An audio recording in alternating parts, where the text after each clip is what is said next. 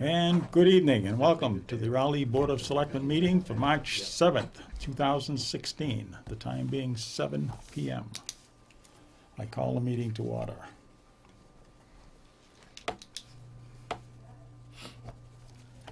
And the first order of business is the Pledge of Allegiance of the flag. And Bob, since you haven't been around for so long, we want you to lead the pledge. I hope I can remember it.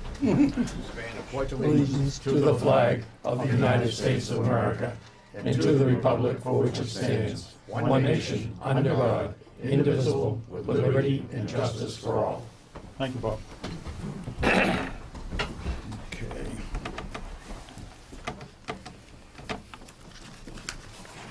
All right. And the next item is a moment of silence for Aldine Gordon. And Aldine passed away this past Tuesday, and she's been around for quite a while. She actually served 2 terms as a select woman, 1958 to 1961 and 1985 to 1988. She was on the Municipal Light Board from 2001 to 2011. She was a Raleigh member of the Ipswich River Watershed for 1986 and 1987. She was on the Raleigh Library Board from 1996 to 2009. The Raleigh Cable Advisory Committee from 1997 to 1999. And a Raleigh member of the Essex County Advisory Board from 1986 and 1987. So with that being said, I would ask for a moment of silence.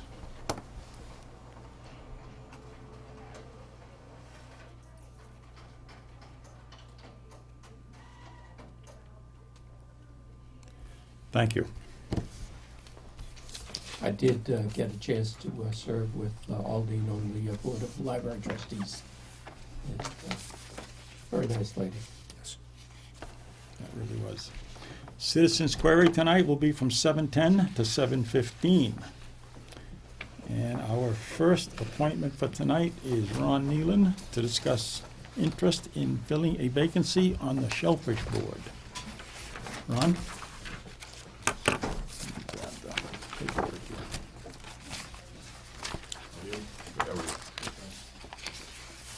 Come right up to the, Thanks, Ron. close to the camera. I don't like cameras. The Board of Shellfish Commissioners has not been able to function because it lacks a quorum of its membership. Last summer, the Board of Selectmen accepted the resignations of Jack Bunstrom and Michael Cook for the Board of Shellfish Commissioners. The Board of Selectmen has been seeking to fill these 2 open seats until the next election. Ron Nealon has expressed an interest in serving on the Board of Shellfish Commissioners. The Shellfish Commissioners' responsibilities are outlined in the Shellfish Commissioners bylaw. A copy is attached. According to the bylaw, the Shellfish Commissioners were established to serve as an advisory capacity to the Board of Selectmen for the purpose of promoting, regulating, and protecting the shellfish industry of the town. The chairman will ask Mr. Nealon why he is interested in serving as a Shellfish Commissioner. Other board members may ask questions. The Shellfish Commissioner, Stuart L. Duzell Jr., was contacted about tonight's meeting to see if he would like to attend and ask questions of Mr. Nealon. He conveyed to Amy that he knows Mr. Nealon and has no problems with his appointment to the Shellfish Board. Okay. Why are you interested? Well, lifelong Raleigh resident. I've been digging clams for quite a few years. It really goes back in the genes, too, It doesn't it? does, yeah. Quite a while. Yeah. I was a commissioner in the early 90s for 5 years also. So, Very good. my son is the constable. I know that there hasn't been much interest in the commissioner's position, so my schedule's changed a little bit, and I would like to not so much change things, but just have more meetings and more information out to people. I know the green crab project coming on is going to require some time, a little bit of paperwork, not a lot of paperwork, Right. but I don't see it as being a big problem, but hopefully there's some interest in that as well. So Okay. I haven't talked with Stu about anything. I'd like to get another guy or two on the commissioners as well. I know there's another vacancy, so. Yeah, yeah, there is. So the board have any questions or comments, or? No, just be happy to get another member on the board. Des mentioned you might have to file with the town clerk regarding any conflict of interest Yeah. regarding your son. Other than that, welcome you, and you've got past history and past experience, so I think it would be valuable. Okay, because Ron Keefe is the father of the Shellfish Constable, Travis Ron. Nealon. Neal. Ron, I'm sorry, Ron Nealon. And is the father of our constable. Debbie recommends that Ron contact the State Ethics Commission to see if he will need to file any disclosures because of an appearance of a conflict of interest. One important discussion: the Shellfish Commissioners are elected, and the Shellfish Constable is appointed by the Board of Selectmen, so there is no conflict in terms of appointing authority. Okay, if the board appoints Ron Nealon, this appointment will be made in accordance with General Laws, Chapter 41, Section 11, appointment to fill vacancy in town office. The vote must be done by a roll call vote. I move we appoint Ron Nealon, Shellfish Commissioner. I'll second. And just amend that to successful ethics commission, Yes. Right. Agreed. whatever. Yeah, I mean, And what's the date on it, Debbie, till? The Next next election. election, so if Mr. Nealon is interested in serving in a more permanent, long-term capacity, he needs to take out his papers and run for that Okay. seat. is it for this term, for this next coming election? Yes. Yeah, okay. You need to get that done, I think. Yeah. We'll have I'll have an announcement here, but Yeah, deadline is the 18th, I believe. nomination papers, let's see, takeout is by March 18th, and the return is by, I think it was the 22nd, March 22nd. So you got a short time to do that. Okay, motion made and seconded, all those in favor signify by saying aye. Roll Aye. roll call. Roll call vote. Aye, Cliff Pierce. Aye, Robert Snow. Aye, Robert Mary. Aye, Joe Perry. Hi, Dave Peters. Okay, Thank you. you're Thank you. in. So I have to call the Ethics Commission to get it passed, or it's? Just ask the question that you, what disclosures you might have to make within the town clerk's office as to, about your son being constable. Probably if you swing by the office here tomorrow, they can advise you more or less just Mhm. exactly what to ask, Yeah. just to cover it so that, well, it shouldn't be a problem, but just to No. make sure that we're all open and above board. That's Well, fine. Susan's over there right now. Yeah. Just swing Yeah, I by. can ask her. Yeah. Okay. Excellent. It is also, because now you're appointed the Shellfish Commissioner, or Constable, you are now considered a town employee. So that there will be an Ethics Commission test, which is done online. That's all right. But it's not that bad. I mean, if we can pass it, anybody can. It's kind of on the honor system, isn't it? You really can't fail. Yeah. So, and it is interesting. I mean, it kind of puts a different perspective on how Yeah, things I remember operate. reading it with Travis was taking it, so. Yeah, yeah. Well, he can probably help you out, see? He's got all the answers. Hopefully. Well, Ron, congratulations. Thank you. Yeah. Thank you so much for your interest. Thank you. Good luck, welcome aboard. Thanks. Thank you. Thank you for serving. Thank you. Good luck. Thank you.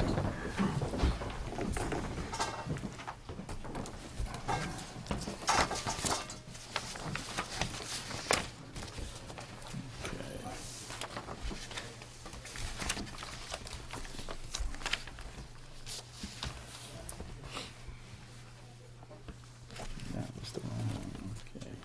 The next appointment is at 7:15, and we're actually at 7:10, which means citizens' query is open till 7:15. Yes? Bernie Cullen, Weathersfield Street. I was chatting with Pete Harris this evening, and he helped organize the golf tournament, and he apparently missed the results of the Selectmen versus the Library Board of Trustee competition, and asked me to make sure that that went on record.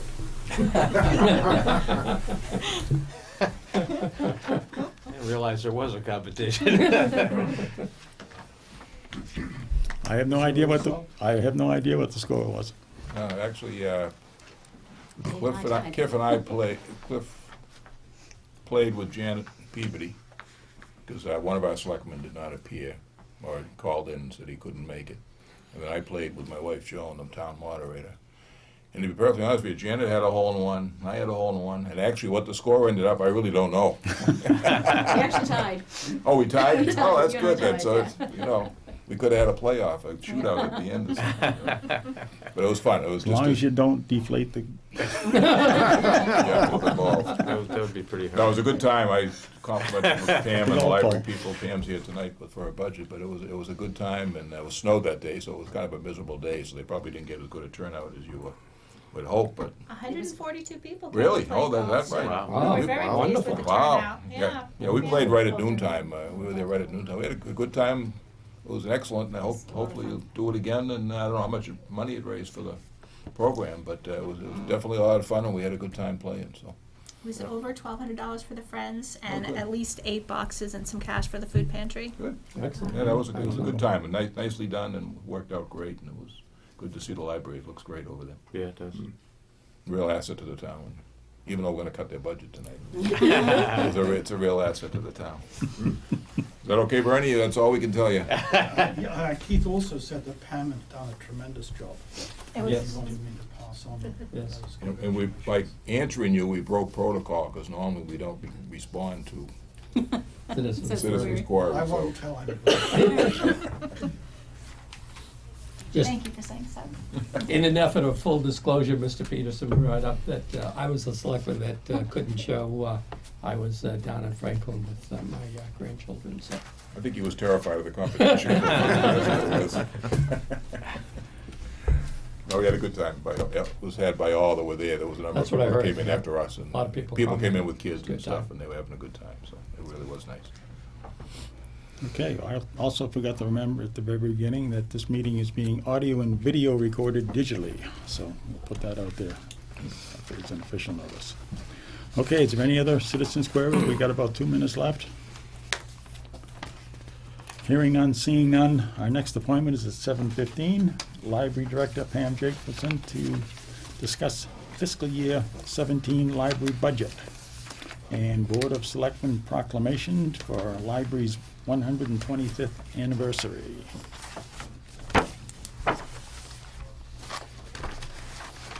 Okay. Fiscal year 2017. Library budget request. Dear sirs and madams, in presenting the library budget fiscal year 2017 budget request, there are a few items in the expenses side that have unavoidable increases. Network membership. This is the shared member assessment from the Merrimack Valley Library Consortium. The formula is based on members' use of consortium resources, incorporating each library circulation holdings and material expenditures. Water, the water rates are raised this year, and the new costs are reflected in the fiscal year 17 budget request. Memberships, there is a level of membership in the American Library Association for un- or underemployed staff earning less than $30,000 per year. Our 2 library associates no longer qualify for this and must pay the full membership dues. Library materials, as part of the state aid program, the library is required to spend 16% of its overall operating budget on library materials. The above increases plus the COLA and step increases necessitate a proportional increase in the materials line item. We also propose to increase the library custodian's hours from 8 per week to 10 per week. The library is open 5 days a week, and the custodian needs to work each day that the library is open. This is a matter of hygiene and cleanliness of the public. Thank you for your consideration of these matters. The trustees, library staff, and I look forward to continuing to provide the best library services that our resources will allow for the community. Pamela Jacobson, Library Director. Pam, you got anything else to add? Or? You did a pretty good job That with that. pretty much sums it up, yeah. The total increase is 2.5%. 2.13 of that is on the expenses side, and 2.74 of that is on the wages and salaries side.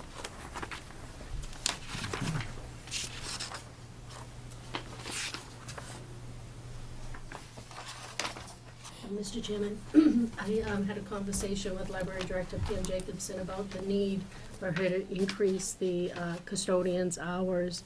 You know, when you're managing a building and you really only have a custodian coming in on a minimal amount of hours, it's really difficult to keep it clean. The restrooms, the hallway areas, and we know here from Town Hall, oftentimes Amy and I have to pick up the slack when we don't have somebody to fill in. Right. So it's really, I think, important these days to make sure that we have the restrooms clean and tidy. And Exactly. I think this is more than warranted for the library. Particularly this From the time of year. personnel point of view, It's packing in all kinds of stuff. Right. If it's not mud, it's salt or whatever, so. Yeah. Okay, so then, That was one of those budgets that, you know, as the town grows, the services, more and more services are required, and she's obviously kept it to a minimum. And we asked for budgets to be level funded, but give us the needs. And you've done that and expressed it very well. I have no problem with it. okay. I'll give you a motion, Mr. Chairman, to approve. Or our Second. stamp of approval on the budget as submitted. Okay, motion made and seconded. All those in favor signify by saying aye. Aye. Opposed? Motion carried. Thank you. Thank you. Thanks, Pam, for everything you do. It's a pleasure. Thank you. This community is wonderful. Okay, the other half of this is the vacancy, You haven't been there 125 years, have you? no, actually, it's on, we missed the first year, so it's only 123. Board of Selectmen proclamation for the library's 125th anniversary. We, the Board of Selectmen of the Town of Rowley, Massachusetts, by virtue of the authority invested in us by the people of Rowley as elected officials, do hereby proclaim Rowley Public Library's 125th anniversary. The year 2016 marks the 125th anniversary of the Rowley Public Library's founding in 1891 by Susan and Frederick Todd. The mission of the Rowley Public Library is to contribute to the improvement of the quality of life of all people in the community. We are proud and thankful for the Rowley Public Library's enhancement to our community and urge all citizens of the town of Rowley, its community leaders, businesses, and government officials to recognize the Rowley Public Library's 125th anniversary. In witness whereof, I have hereby set my hand and seal of the town of Rowley. This, the 7th day of March, 2016. Do you I'll love it, give you Mary? that motion to Chairman. sign the proclamation. Second. Motion made and seconded, and all those in favor signify by saying aye. Aye. Opposed? Motion carried. Just a point of fact, the vote at town meeting to establish the library was on March 9th in 1891. Oh, wow. Almost to the day. Almost. Oh, And their first books came from Some from the state and some from private donations. the Rowley Book Club, Oh, with the caveat that if they didn't spend an extra $100 a year, the book club wanted their books back. at the golf tournament, we had a piece of library trivia at every hole for people to read while they waited, and there was a lot of discussion about those as well. And it covered the history, the different locations in town, including This Here? room or that room? Or This- both? Well, this, it was Actually, both, but it was this, from the stairway going to the auditorium all the way back. all the way. Yeah, Okay. there was this whole area was the Oh. library. Mhm. And it was in the will, when Mr. Smith up there on the wall wrote his will out. If they were gonna build a building, it had to have room for a library and for entertainment. Excellent. So we wound up with, this is the library and the auditorium, which is still there. And then later on, we had Ruth Lambert Cheney make the donation of the land next door, Yes, and she specified a library and a garden. exactly. Yep. Yep. So you gotta give it to those people back in the days. You really do. I mean, they were, this fellow particularly, he worked in Boston, and he would not walk on the sidewalks. He only walked on grass because he didn't wear out his shoes as fast. Wow. That's true. Wow. So, I mean, it's, Yep. you know, like, what are you thinking? And he Yeah. donated the money. He donated the money for this $10,000. Amazing. And actually created the David E. Smith Trust, Mm-hmm. which was for another $10,000, which eventually wound up being transferred through probate court over to the Council on Aging to do things there. So, he was quite a guy. He really was. Loved the town. Okay. Thank you very much. One thing, Pam, what's really nice about when other people from other towns come and they discover our library, the compliments. Yes. People really are very impressed with the library. That was because they had a good committee. Yes. Good job, thank you. Thank you. Thank you. Yeah, no Thank you problem. very much. We'll send the proclamation, we have a frame for it, okay. Okay. Thank you. Good night. Yeah, Good bye-bye. night. Yeah. Okay, our next appointment is the fire chief. And don't know if he's here yet or not.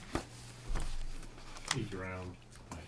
Is he around? Mr. Chairman, we do have several general business items that won't take long.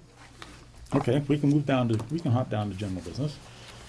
Since we only got the 2 appointments left, but. Okay, general business number 1. One-day liquor license application for Triton Music Parents Organization.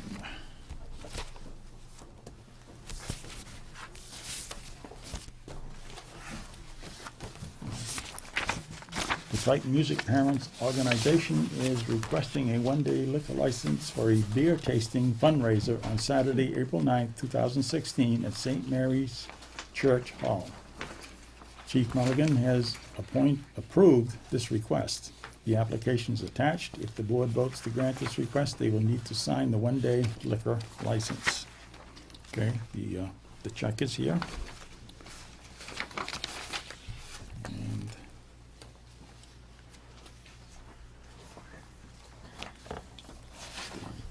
the application looks like it's in order.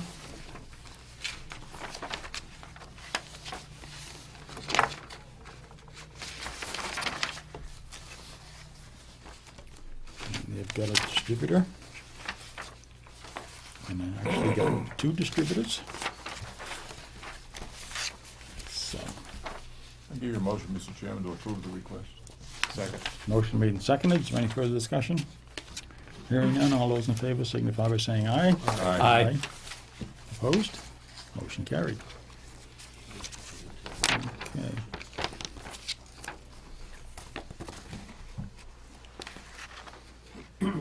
Copy to selectmen. You sign it or? I, Mr. Chairman, There's that nothing will to be sign. ready in the office tomorrow. Oh, I okay. apologize, it's not in the packet this nope, evening. that's okay. All right, so that part of it's done. Another 5 minutes to go. We go down to Independent Living Center Legislative Forum on March 25th, 2016. Was that something you were gonna go to, Joe? I hadn't scheduled this, no. Okay.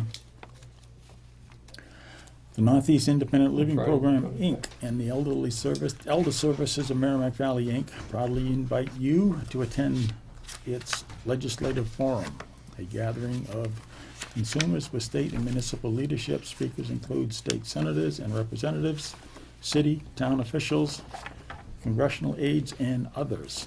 Friday, March 25th, 2016, at Mass School of Law, 500 Federal Street, Andover, Mass.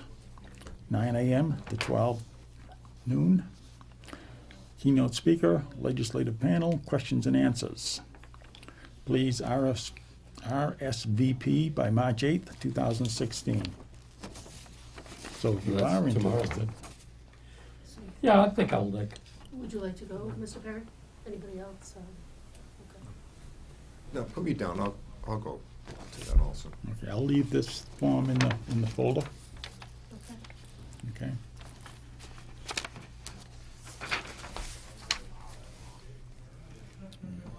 That's different from the group in Salem. Yes, so this is a special forum. It seems to be a collaborative event with the other organizations. Very good. Okay, new general business number 3, Department of Agriculture Excuse me. Resources. Yep, Didn't mean to hit you. that's okay. That was an accident. It's okay, I got another one. Department of Agricultural Resources, Division of Animal Health, annual nomination for animal inspector. The Department of Agricultural Resources, Division of Animal Health has submitted the animal nomination of animal inspector from the Board of Selectmen. The Board of Selectmen needs to vote to nominate Reed Wilson for the position of animal inspector. The Selectmen do not sign the form, and official action notice will be issued to Reed from the Selectman's office. Reed will sign the form, and it will be sent to the Division of Animal Health. The Division of Animal Health makes the official appointment. Okay. I'll give you the nomination, Mr. Chairman. I'll second. Reed Wilson. Nomination made and seconded. Any discussion? Hearing none, all those in favor signify by saying aye. Aye. Opposed? Motion carried. Okay.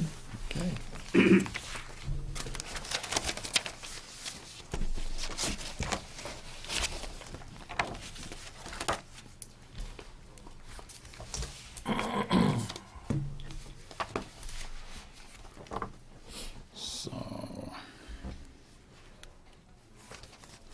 we got about 2 minutes left here. Close enough, probably. We wanna grab the chief and drag him in? Cliff, you want to check? Sure. There he is. Drag him in.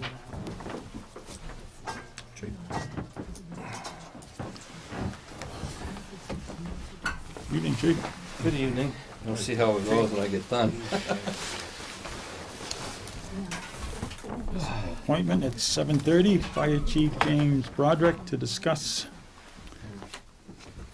Fire Department unforeseen expenses, Fire Department budget, and emergency management budget.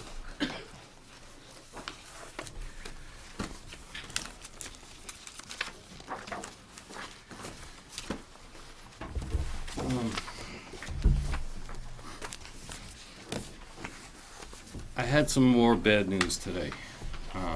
I don't know where you want me to start with the letter I sent you already, or kind of just start with what happened today and then work into that letter.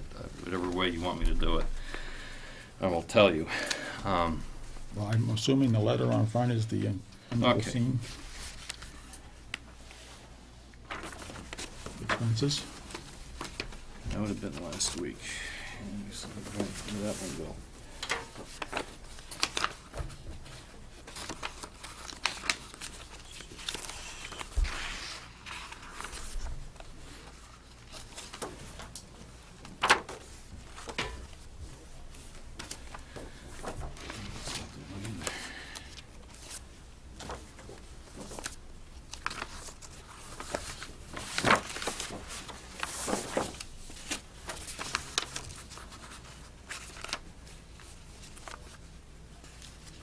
Just bear with me a second here.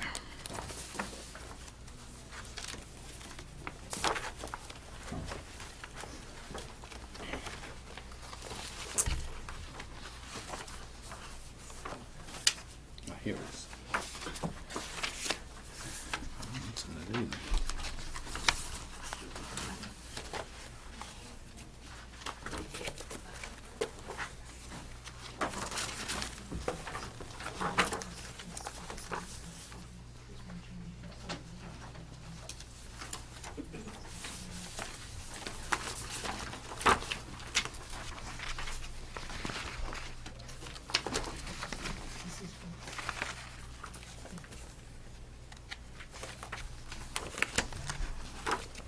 For some reason, I don't have that one with me. You wouldn't happen to have a copy of it. I feel sorry. I feel like an idiot right now. Yeah, the one, yeah, thank you. It's probably sitting on my desk. At the end of January, the expense line for the fire department was $38,375.15. And then after I made the first bill for the February, I spent another $1,700. It brought the balance to $36,634.05. With a little more than 5 months left of the fiscal year, I will have a shortfall in the expense line. What led to this problem were several major expenses that I did not anticipate this year, which include the following. Engine 3 needing new springs for its rear suspension at $2,391.55. Engine 4 needing new springs on both axles, $5,467.13. And that was paid on the February 23rd bills. The water line in the station needed to be replaced due to a break in the pipe underground, plus the new backflow preventer parts and labor for this project was $4,228.69. The subtotal of this unanticipated costs are $12,087.37. Additionally, during the maintenance on Engine 1, it was observed that there were corrosion issues observed on the body parts and parts of the substructure. There is a 10-year prorated warranty on corrosion on this vehicle, and the truck will be 7 years old in June of this year. Therefore, the warranty covers 50% of the warranty, and the department would cover the remaining 50%. The total cost of this project will be $13,773.50, and the town share of the cost is $6,946.75. After July 1st of this year, the warranty costs shift to where we will need to cover 75% of the warranty. Our share would jump $3,384 to $10,331. In addition to this problem, the pump on Forestry 2 needs to be replaced. It is going to be cheaper by $400 to replace the entire pump as one unit than to replace the parts of the pump that are worn.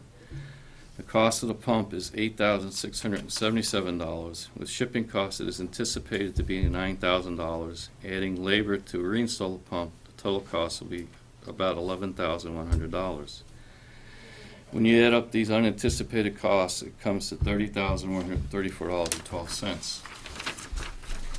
In order to identify the shortage I face, I will discuss what costs I have remaining for the remainder of the year, barring any other unforeseen expenses. All right, starting, and this was as of February, $36,634.05. Apparatus fuel for the remaining of the year, and this is based on the highest bill I've had so far. It'll be $2,135. Apparatus maintenance not included what was mentioned earlier, which would be another pump maintenance for the pumps themselves, $6,351. Cell phones for the department, $1,478. Computer software licensing agreement, $1,185. Small equipment maintenance, $300. Fire alarm maintenance is $20, and that's for the electric bill for the fire alarm system. The full-time uniform allowance, $2,580. Office supplies, $1,536. Radio repair, $2,685. Radio building, and that's for the electricity at the top of the building, $580. Station telephones, that's $300. Utilities for the station, and that's rubbish removal, electric bill, gas bill, rental on the water cooler, and the comes to $5,105. New personal protective gear, which I have a new firefighter. I just passed the recruit class, and I have to replace a set of gear, $4,534. So the remaining expenses I have for fiscal year 2016 is $28,789. That would give me a balance of $7,845 left in the line. With that, you subtract what I had earlier, it came to $22,289. Therefore, I am requesting a transfer of $22,289 to cover the budget shortfall on my expense line for fiscal year 2016. Due to the shortfall, I will not be doing the following until next fiscal year: hose testing at $3,975, ladder testing at $1,731, And I have 3 sets of turnout gear to replace also at $6,801. Going on and discussing my payroll costs for the remainder of the fiscal year, barring any unforeseen long-duration emergencies on the full-time wage line, I anticipate I have enough money to cover the remaining fiscal year, and that's for overtime. And on the call wages, as of today, I have enough in the account to cover the remainder of the year. I can meet with the, meeting everybody to discuss the shortages. Thank you, Larry. If you want a clean copy.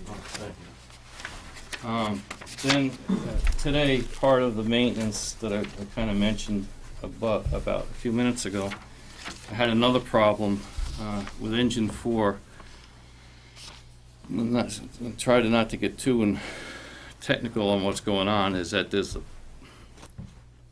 the transfer case that allows the truck to drive down the road and pump has some issues.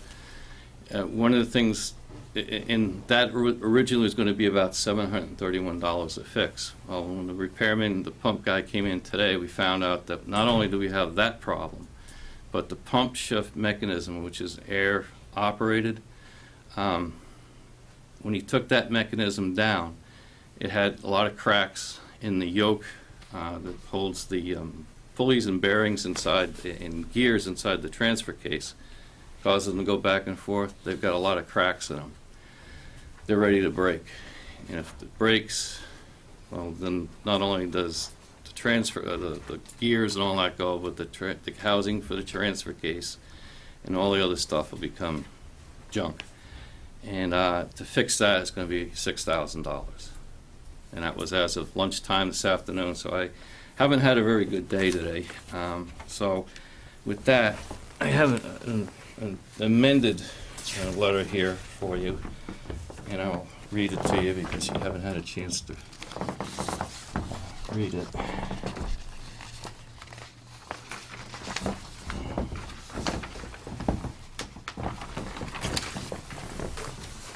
I didn't forget you.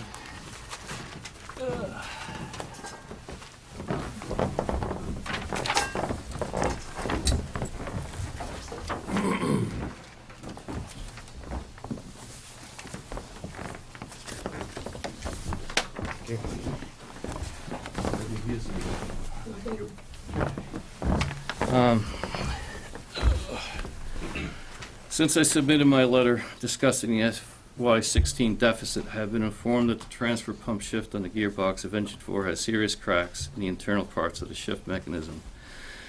This was identified today by the pump mechanic when he was working on the transfer case of engine 4. This repair of the transfer case was identified during engine 4's preventive maintenance that was done last month. It was identified as a repair that needed to be done in my letter on the shortage. Well, the initial repair was estimated to be approximately $731. Additional issues has raised the repair bill to $6,000. This was also unanticipated repair, and while engine 4 is a reserve engine in the fleet, is also the truck that would be used for brush fire response as Forester 2 is out of service awaiting pump repair. Due to the seriousness of the cracks, the pump shift mechanism, engine 4 was placed out of service today. We have engine 1 and engine 3 that will respond to all brush calls as well as other trucks for service the department will receive. And if one of those trucks goes out of service, we're down to one pumper. I understand that adding an additional $6,000 to my request of $22,289 is alarming. I'm also aware that I may not receive $22,289, never mind the $28,289 that I'm now requesting. In order for me to make sure that I have a fleet of apparatus to provide the best fire protection possible, I've looked over my requests to see if there would be a way to ease the shortage and push as much as possible to next year without compromising safety to the firefighters of the department or the town. And what I looked at is I could put off the purchase of 2 sets of personal protective clothing until next year, thus saving $4,534, and put off the bodywork to engine 1 until next year. Although this will increase the cost of the work by $3,000, I cannot have the repairs done if engine 4 is out of service. And that's $6,946.75. By doing both of these items, I can reduce the request to transfer from $22,289 to $16,809. And by doing this, I can repair the transfer case and pump shift control engine 4 replace the pump on Forestry 2, and have enough money for the remaining expenses for fiscal year 16. I would then amend my fiscal year 17 budget by $14,865 to cover the shifting of the bodywork and protective gear that I would not have spent in this year till next year. While this is not an ideal solution to a complex problem, I feel that by doing this, I cut down on my request for fund transfer this year. I can still take care of the issues on Engine 1 and the purchase of new gear with a modest increase in my fiscal year 17 budget. Chief, excuse me, Sure, Mr. no, Chairman. go ahead, Bob. This letter that you have, Mm-hmm. just protocol-wise, could you have that sent to the Board of Selectmen? Yes, I can. Okay, I'll have it to you Wednesday. I have a medical procedure tomorrow, and I'll be out. okay. A little reading down here, a couple years ago, we had the old ladder, Mhm. and we had issues with the ladder. Mhm. And I'm trying to remember, I'm trying to go back in my thought process. How did we address that? Did we address that to fix that through town meeting? What we didn't fix it, we ended up replacing it. so, Replacing it, but we yeah. had issues where we. Yeah, what we ended up doing was placing it out of service, Right, because, but we had issues with the struts at one time, and we had to get it repaired, wasn't it? yeah, but I was able to pay that through the budget. There was some issues that I had with it originally, when we first got it, All right. and there was money left over in the appropriation to make the truck whole when we first got it back in 2007. And then whatever problems I had with it, we didn't have anything structurally on the ladder until it was placed out of service. And that's when I came in and, gave you the presentation on that. But we didn't do anything to the ladder itself after it was, And about the, there was a leak in the, can you go into that a little bit more? leak in the, In the building? yeah, water, the standpipe that comes into the back side of the building, Mm-hmm. we fill the truck up with water, the truck's up with water. The backflow preventer was leaking, and we went to go close the valve inside the station. That broke, and then we had the water department come out and turn the water off at the curb stop, and that snapped. So they had to go from the curb stop to the building. All the pipe, when they dug it up, was all rotted out, so we had to replace all of that, plus the backflow preventer inside the station. And that cost us, from the curb stop to the station, with the pipe removal, the pavement removal, and putting it back together, costs about, and then the backflow preventer and the installation cost $4,600. How much was it again? $4,228.69. All right. And we paid that? Yes, It's the building, correct? yes, That's the problem happened there. yes. Would that be the landlord that would? Well, at the time, I didn't look at that. I was trying to get water back in the station, and I didn't look to see whose responsibility it was. Okay. Do we know? From what I've been told afterwards, it would have been the landlord's responsibility. Okay. Is it still the landlord's responsibility? I believe in the contract it is, yes. Okay, well, that will help some to get, some of these things that you have the highest priority on. But, and I've noticed one here, the cell phones. Yes. That's for each member. Each, for the 3 full-time staff, plus each truck has one, and one for the radio room. What do you use now? Do you have anything that they use? Yeah, we have the old Sprint flip phones in the trucks, and Mark and Ronnie have a flip phone, and I have this, so for the email and stuff. Okay, so could that be put off for another year, maybe, or Well, we use them every day. the next budget? I Yeah, know, that's- but if they stop working, then you need to replace them, but if they're still working, Yeah, well, no, that's how much the monthly bill is for between now, what we pay for the service, that's the cost of the oh, I phone. thought it was to replace the No, phones. we're not replacing them because the replacements aren't that great, so we're gonna use these until they die. Okay, so That's just the monthly service, what I gotta pay between now and, my era, so. I'm just trying to see if I could whittle this down a little bit. yeah. No, those costs on the bottom, that's what I have anticipated of my monthly costs that I pay all along Mhm. between now and June 30th. Okay. What was the engine 3? What was the date on that repair? That was in December. And engine 4 was discovered? Engine when? 4 was just paid for in February, so it was done late January, early February.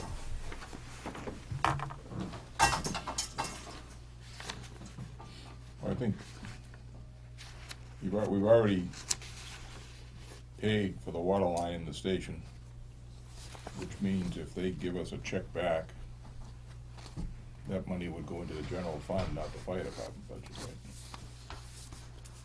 I believe that I mean, would that's be the what- case. I don't know what. Because accounting- normally, a lot of times, you know, Some insurance claims, we can have that money go straight back, so I'm not sure, since this would be a little different than that. I mean, the lease term is very clear that the rentor or the leaseor has to provide us with water. If that line breaks, that should be repaired by them. We repair any fixtures in the station that might need to be repaired. There's one thing I can't, is that when I found out that this was taken, was not my responsibility, but again, because I needed to get water back in, I kind of, acted on it probably a little bit premature, but we had light fixtures in the building that needed to be replaced, and they paid for that to kind of offset. They're the ones that brought made me aware that they were responsible for the water supply, so the light fixtures, that they paid for those, kind of offset the cost. So I haven't gotten the invoice on that, but that was just done recently. Well, I'm not sure the light fixtures. I mean, what I'm concerned about here, Chief, is that, number one, we shouldn't have had that expense to begin with. And if they decided they were gonna buy light fixtures in lieu of paying for this, I think that should have been something that came before this board, because obviously, we've got a major, I mean, I've never seen an overexpense in the fire department budget in my. I've never had an in my overexpense. 25 years like this. This was not, I did not anticipate any of this. And I have a number of concerns. One of them is, the forestry truck, that was what the association bought years ago, and we're still making payments. When do the payments not expire? When is that truck actually paid for? I'm not quite sure, Dave. I would imagine, I think it's like 6 or 7 years, but I'm not 100% 6 or sure. 7 more years? Yes. That was a 20-year loan? I believe it was a 15-year loan. 15-year loan on a pickup truck, basically. F-550, yeah. Yeah, but I mean, it's basically, that was an unbelievable purchase to begin with. So now we're gonna spend on a truck that's, how old is that, how old now? 12 years, 11 years old. We've had 11 years. So that truck's 11 years old, and we're gonna spend, what did you say, About $11,000 on it, by the time the pump was put back in with labor. So we're gonna spend another 11,000 on that truck? Yes. How many forest fires a year is that? You said that all this equipment responds to woods fires. I mean, Well, is that something that we can just, at this point, park until, we got a budget issue here that is huge, and we got a year that we're gonna be I digging understand. deep for money everywhere, and I'm not happy. I've never been happy that we're still paying for that forestry truck, and if it's got 6 or 7 more years, that even disturbs me more. I thought we were down to the last year or two, but that whole thing has been nothing but a money pit. And now you're asking us to spend $11,000 on a truck that's probably worth, I don't know, what if you went out to, the book value of it today probably isn't. Oh, it's probably more than that. I don't know how Yeah, much it might though. be more, but I mean, we got some major issues here. Engine 3, or engine 4 is the It's the oldest engine. That's the one we got from them. Engine 4, yes. So if that needs $5,400 in bills, it's God knows what else is Well, is pending repairs on that in the next year. And it's the next truck to be replaced. It will be 30 years old next year. Because we just bought the ladder truck, so I wouldn't anticipate that we At could buy least another 5 fire years. engine until at least 5 years. At least 5 years, but And if we do something with the station, it may end up being longer than that. The expenses are running up here fast.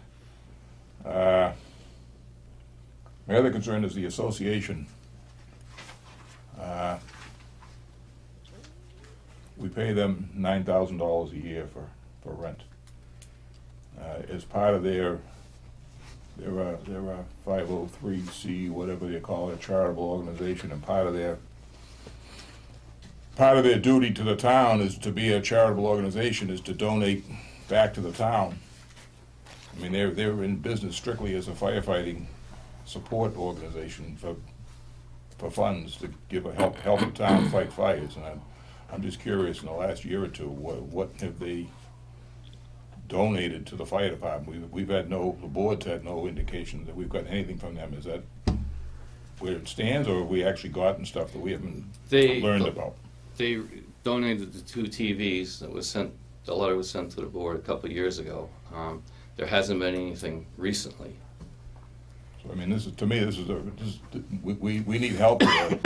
In the last, well, I don't remember when we first signed do you remember, Bob, when we signed the first lease on the station?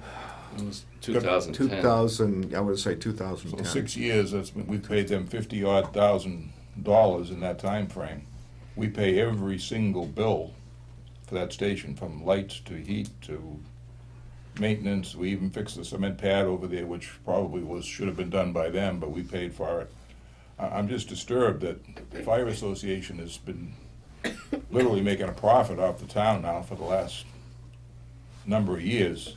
They're kicking nothing back to us, or back to you, or the men. We're in a real bind here, and they were jumping forward to buy some light fixtures in lieu of fixing the water line at their response. The whole thing disturbs me, and I just think that, you know, the engine repairs, we need repairs, but I mean, at this point in time, I mean, the Finance Committee deals with unforeseen emergencies, and I mean, we can't strip all the money out of the Finance Committee budget. At this point in time, I mean, normally what we would look at now is you spend as little as you possibly can between now and May. And I've already been doing that. In May, we start looking at transferring, rather than going to the Finance Committee at that point. I mean, the Finance Committee is the last option, or the most severe option. And normally, we cut into, I believe it's the month of May and the month of June, the Selectmen, along with the Finance Committee, or is it just the Board of Selectmen, have the authority to transfer money from other budgets to your budget if you're gonna be short. So what I'm looking to ask you is, if you cut back as much expense as you can to get us through the month of May, then we look at where we might be able, and I'm not even guaranteeing other budgets are gonna have money available to transfer to the fire department, but we need time behind the scenes, not at a public meeting like this. We need time for you and the town administrator and the chairman of the board, or someone, a representative of this board, to take a look at what's going on there, what we can do now, what needs to be done now on an emergency basis, what expenses we can put off, in hopes that we can avoid going to the Finance Committee until we absolutely basically run out of money. I mean, if you're down to running out of money, then we can go to the Finance Committee and say, hey, we need $8,000, $10,000. But that shouldn't be until, I would say, pretty close to town meeting time, hopefully, barring other problems. I would say and I would recommend that the forestry truck, which I've already expressed my opinion on, if we have to just park it, we park it. The 3 engines the 3 pumper trucks are obviously essential pieces of equipment that we can't afford to have down. Forestry truck has always been a nightmare purchase, going back to when the Fire Association bought it after the town had voted not to buy it. So I mean, to me, that's always been a little bit of a thing that's stuck in my back of my head. But I think we look at, it's not the best solution, but I think we need to park that for 11,000. Forget it, it's parked till, and the pumpers will handle, I mean, I don't know, I realize that's four-wheel drive, but how often are we driving out in the woods? Well, last spring we were out there quite a bit. This year we may not be out there at all. I can't. I think it's a chance. It's kind of going to be a chance we take because and then somehow in next year's budget, which we're already looking how to cut back and dig up money to fund the schools and do other things, and it's an impossible situation. But I think we need to, rather than take any action tonight, I would like to see the board sit down with the chief, someone from the board sit down with the chief and the town administrator, and even if Larry helps out with the finance board, and see if we can come up with a workable solution in the next couple of weeks where we can cut back funding. And I mean, ultimately, it looks like we're going to need some transfers anyway, but I think we have to bend over backwards at this point to reduce these expenditures any way we can and still keep the department operational. And I would like to know from the association what, are they in a position where they're supposed to be donating some stuff to the town? Maybe they can donate a couple of suits for the new firefighters, or, maybe there's some other, I don't know what they do with their money. I have no idea. Like I said, we paid them $56,000. We paid every bill at the station over there, so that means they've got money somewhere. And they're supposed to be donating money back to the town to help firefighting, and we're not looking, we've never looked for anything, and we've never really asked them for anything, but at this point, I think we need to ask the association if they can kick in and make a donation a little bit, because they get all their funding from us tax-free because they're a charitable organization. Well, they're a charitable organization because they donate to the town's firefighting thing, and you're sitting here telling us basically they bought a couple of TVs. Well, that's fine, but that certainly isn't in my mind, having a couple of TVs down there, which everybody can watch when they're down there, it doesn't fulfill at all the obligation to be a charitable organization to the fire department and the firefighting service and the citizens of Raleigh. So I think it's time for us to sit down and deal with them also, ask them also at some point to become part of the discussion as to what their obligations are, and it's kind of long overdue, and we're in a crunch, you're in a crunch, and we're in a crunch, and the townspeople are in a crunch because we need decent fire safety. And we just bought a new ladder truck. It's wonderful, but if we don't have any pumper trucks and everything else is falling apart, well, where are we? So, in terms of fuel and stuff, the other morning I was leaving my house early, 5:30 in the morning, and the fire engine came down Newbury Road in front of me, and behind it was the pickup truck. No, it was the Tahoe, it was me. Oh, whatever, okay, so I didn't know who that was, but I mean, it was, I'm looking saying, how much, is it time that we take a look at somehow reducing the number of vehicles that go with some of these minor incidents? I don't know what was going on, and I have no idea, I don't really care, but, we respond vehicles to minor accidents, and every time the alarm comes in for a minor medical call, we're probably paying 5 or 6 firefighters to respond to the station, and some go to the scene. But I mean, maybe it's time to begin looking at that stuff. But firefighting is becoming an extremely expensive proposition, and these equipment costs this is just the part of the iceberg that's above the water at this point. But below that water line, I'm sure is a whole host of repairs waiting to be made. So I think I've talked long enough, but I think we definitely need to sit down with the chief. Someone needs to, and go through some of these things and see where we can make cost reductions so that we can get through the fiscal year with a minimal amount of transfers. Thank you. Chief, I know you've been, been watching the last few meetings, and we're staring down into the abyss this year when it comes to budgets, and we got our back against the wall. I And us understand that, we sit at this table and we try to put that budget together, and we tell the townsfolk, we start with a budget here and we come down to run the town on something like $2 to $1 million. We may have $15-17 million budget, but we can whittle everything down, and the schools have knocked the stuffing out of us this year, and we're right up against it. And you know, the type of people we are, Raleigh is, what Bob was talking about with David Smith earlier, used to walk on the grass to so his soles wouldn't get worn out. We're frugal people. We're a lean, as I said before, we're a lean, mean town.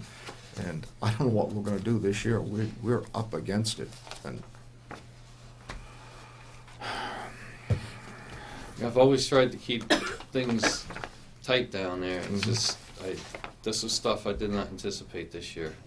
Since the beginning of the year, it's been one disaster after another, and I've been trying to keep the costs down as much as I can, and unfortunately, it didn't work this year. And I understand the situation that the town's in, but I'm in this, I guess I need to let you be aware of the situation I have and what I'm trying to do to make it all work. This year is difficult. I never had this problem before in 18 years. Joe, Mr. do you Chairman, want to take it over? I'm going to recuse myself, Okay. only because of my relationship with some of the firefighters. Sure.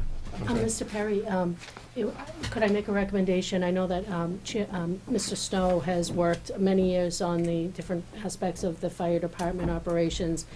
Would it be possible if the board agreed that I meet with Mr. Snow and Chief Broderick and we go through this, and then, not even to rule out potentially a special town meeting warrant article, because I think maybe at least part of this could be funded in that fashion, rather than going to the 4433B transfers at this point, since we do have this information and we know that there is a potential deficit, we could have time to get on a article for the special town meeting. Well, I would add, if he was agreeable, that Oh, Larry yes, from the yes. Finance Committee I think that would be very helpful. to the four of you to sit down and talk about, would that be agreeable? I've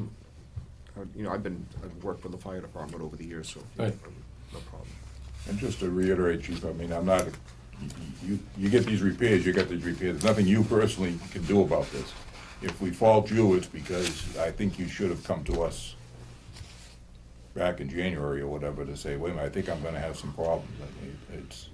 We encourage departments to come to us, because if we can look at some of these things early, and then, like I say, we got the association, some of the other things going, that maybe we'll be able to help you out and us out. Some of this stuff didn't happen until 3 weeks ago. Right, So no, I understand. Back in January, I thought I had enough money to cover everything. I just wasn't gonna be able to buy any equipment, but since the middle of February, it really has been not fun. No, it's amazing how fast the equipment can deteriorate. Yeah. Unrelated question. We met a while back with the architect for the station. I was gonna call you about that And on Wednesday. are you able to, the police did make a video, were you able to make a video? Yes, or you got ours is that- on, it's up now, it was up on Friday, I believe. Oh, okay. It's going well. I'm planning a meeting, and I'm going to Yeah, that's contact fine. you Okay, to sit down and kind of plan our next, because we really need to start, if the videos are made, that Yeah. was the crux of our, Yeah, the start of our public. We asked the two chiefs and to make videos of their stations and what their needs were and so on and so forth, and cable TV was very yeah, they were happy great. to help out, so.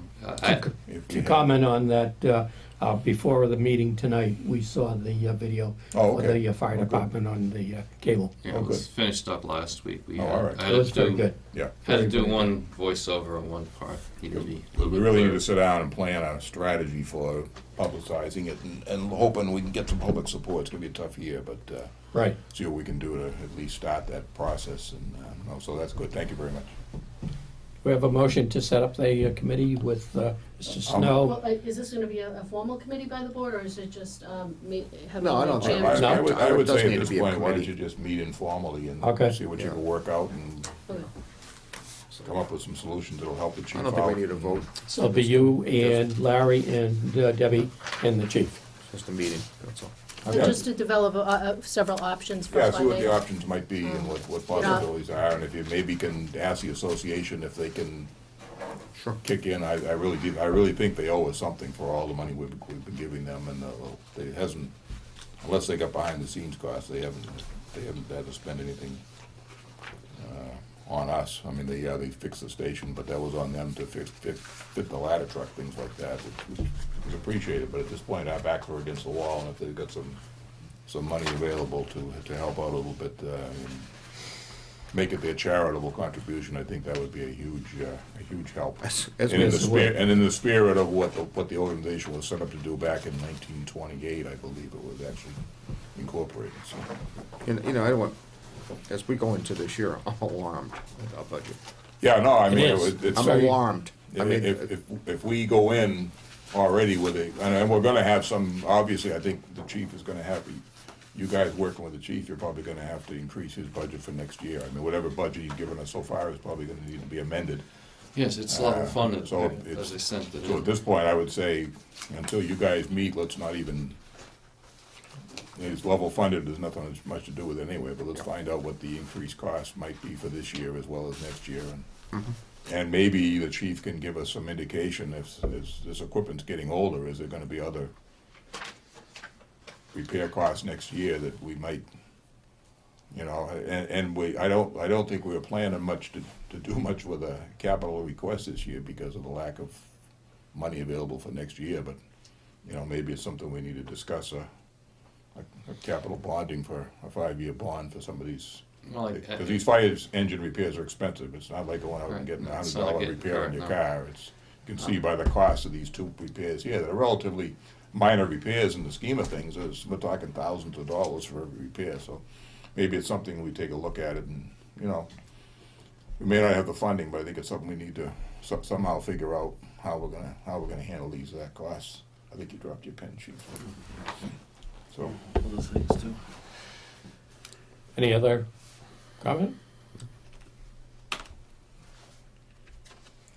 Thank Okay, you. so, Okay. Mr. Chairman. come back anytime. Oh, I don't, not like tonight. it's been great. Fiscal 17 budget then, and just to give us some direction Well, I think as a that- tentative approval, so I can get this. Well, I mean, I would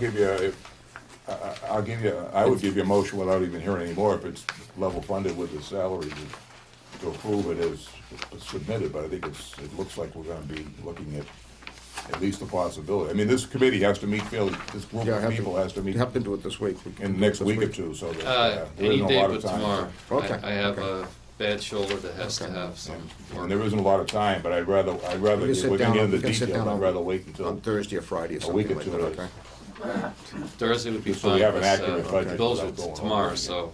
Okay. All right, chief. Thursday's fine, anytime Thursday. All right. So I we- got, We can give a preliminary agreement to the I mean, level funded budget as, I'll make a motion to approve the budget as submitted, subject to amendments to be submitted. Yeah, I got two- Hopefully there I won't got be two any, but if meetings. there is, at least, I got Friday? 2 meetings on Thursday. Friday's open. Friday's open? Yeah. We do it Friday morning, okay? What time? I gotta put it in here now, I'm not gonna read it. Friday? Mr. Chairman, I need to look at my schedule. Okay, If you sure. two want to meet, that, fine, go ahead and do that, but I'm not sure yet. So I think that probably if you two want to discuss Are you that. available Friday morning? Let me check. What time? Anytime between 8 and 4. I'm wide open. Well, why don't I give you a call, chief, all right? Okay. We're gonna- Just to let you know, the 22nd to the 25th, if it goes that far, I'm gonna be off those days. So, the 21st, will that be Well, available? But I'll get in touch with you okay, tomorrow, next day, all right? alrighty, thank you, chief. thank you. okay, for we have a listening to me motion. anyway. Do I have a second? For, Oh, yeah, that's right, there's a motion on, I made a motion. To approve the budget, second, subject to revision? all right. Second? Any further discussion? All those in favor of the motion, say aye. All right. Aye. Aye. Any opposed? Thank you. Thank you. So you want to meet tomorrow night? Yes. I was planning on being here, so. All right, we're in a good mood, Oh, yeah. Pat, so come on up. I softened them up a little. Mr. Chairman, Hey, Bob, I'm available Friday. All right, I'll give you a call tomorrow, Larry, okay? Okay. Yes, sir. Go back.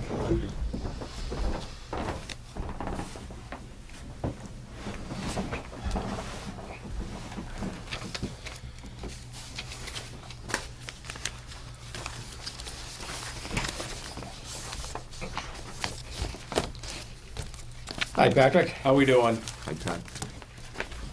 We're having a great year for snow. So far.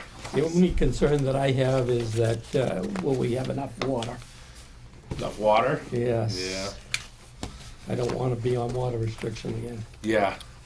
Okay, considering our 7:45 appointment, Highway Surveyor and Tree Warden Patrick Snow to discuss Highway Department budget, Tree Department budget, and Snow's budget. Yes. And land maintenance as well, right? Yes. Okay.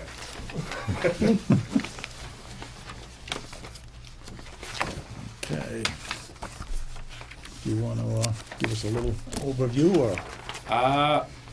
Essentially, everything's been level funded as per your requests. We, everything essentially. No increases. I mean, I'll leave it to you gentlemen to fire away with the questions. As of right now, I don't foresee us having to run over or go into deficit spending on anything at this point. How much have we spent on snow to this point? To this point, we've spent, excuse me, there's about 6% of that left in the budget. We're down to about $8,475.16. That's with the bill cycle that's going in tomorrow. So whatever we spent Friday is out of that? Yeah. The overtime is not out of that yet, How much but is- that's all that we'd be spending. So I think that would probably be about $1,000, maybe $2,000 on just the overtime for the wages of the crew. That was all that we had Now, that on the going. private contract, I had a concern that Friday night, They weren't in. that somebody drove down the street, 2 trucks drove down the street and Yep. plowed dry pavement. That was our guys. Oh, that was our guys? Yeah. Okay. So there's 84.75 left, and right now it's looking good, because for the next Knock 10 on, days. yeah, let's, They're talking rain and not, yeah. my concern, Pat, there too is, and going back when I was first on the board, I've always been interested in increasing the snow budget. and Which we looking at- have been doing, yes. Looking at your numbers, back in 13, we spent 201,000, then it was 333, then 400 last year, which was a big year, although it wasn't that much more than the year before. So what I'm wondering is, I would like to see us, and I know it's a tight budget time, but I think we need to put keep going in that and put another $20,000 into that snow budget. I can, Because we're spending it anyway. I'll be It honest with isn't- you, I it mean, isn't this has been a light winter, and probably the most serious cost that we incur is with the salt prices. Salt. The salt prices have gone up and up every year. I mean, back in FY14, it was approximately 40 to 45.50 per ton. FY15 was 53.26. This year is 59.81 a ton. Wow. So it's consistently gone up over the years. It's not very likely for it to go down unless, I mean, a year like this, there may be surplus left over, so it may come down a little bit, but I still wouldn't. So I would, and knowing the budget crunch we're in, I would like to see us increase that to 140, or ask you to increase it to 145. Okay. We may have to, in the crunch, if we have to, we may have to go back down to 125 again, but Yeah, I mean, I think until we get it up, I mean, in the last 3 years, I don't know what it was before that, but, we're spending in excess the of year before- 200,000 a year. So all we're doing when we don't appropriate enough money is take it out of next year's budget anyway. So Right. this year, we're fortunate that, barring a last minute big storm, that at least next year's budget Yep. will not take any money, because usually we take money out of whatever's left in the reserve fund, finance, and free cash to fund whatever the snow deficit is. This year, we're gonna be able to have, Larry's money will be hopefully free, and there won't be any money from next year, which is gonna be a big benefit to us as we're looking at the budget. Yeah, we could really. I think it's an expense that I think every year that we can put in an extra 20,000 or so, if we could possibly do it. If, and, you know, if it ends up we can't, but I think I'd like to see you, or ask the board to Dave, I think it was you, make a reservation. years ago, that made it. Well, it was made the jump from- $40,000 for years and Yes, years and yes, years. and then we I- doubled it When I was to chairman 80. a number of years ago, I finally said, look, we gotta start Yeah. raising this up. Yes. It's ridiculous. Right. So we're getting, you know, the sad part is this year is the year that, you know, the free cash is getting a little more. Yeah. We're getting the reserve fund, not the reserve fund, but the stabilization fund is getting up there, and we got a good snow year. This was the year that would have been nice to be, and with all, the school's gonna crunch all of those savings programs we've had to try to get us ahead, so. But I think snow and ice is something that, and at the same time, when I make that motion, I would like to ask that we sit down with Pat in August or September at the latest with the committee almost similar to what we just talked about with the fire, and say, how can we agree on what we should be doing for snow and ice and so on and so forth, so that, I mean, Pat's an elected official, so he likes to keep the roads as free of snow as he can, but if we're gonna look at kind of trying to reduce costs and cut some costs there, I think it should be the board as well as the highway surveyor that bears the brunt of, if we get citizens' complaints. But the guys do a great job of snow and ice removal and sand. I know that Friday morning there, I was out and it was. The Yeah, road, that one crept up on us. The road, yeah, the state wasn't It prepared crept up on for it. everybody. Yeah. I had to go over to Groveland with some friends for breakfast, and, Yep. you know, Raleigh was turned out to be better than Georgetown and Groveland, and the state hadn't gotten anybody out. Yeah.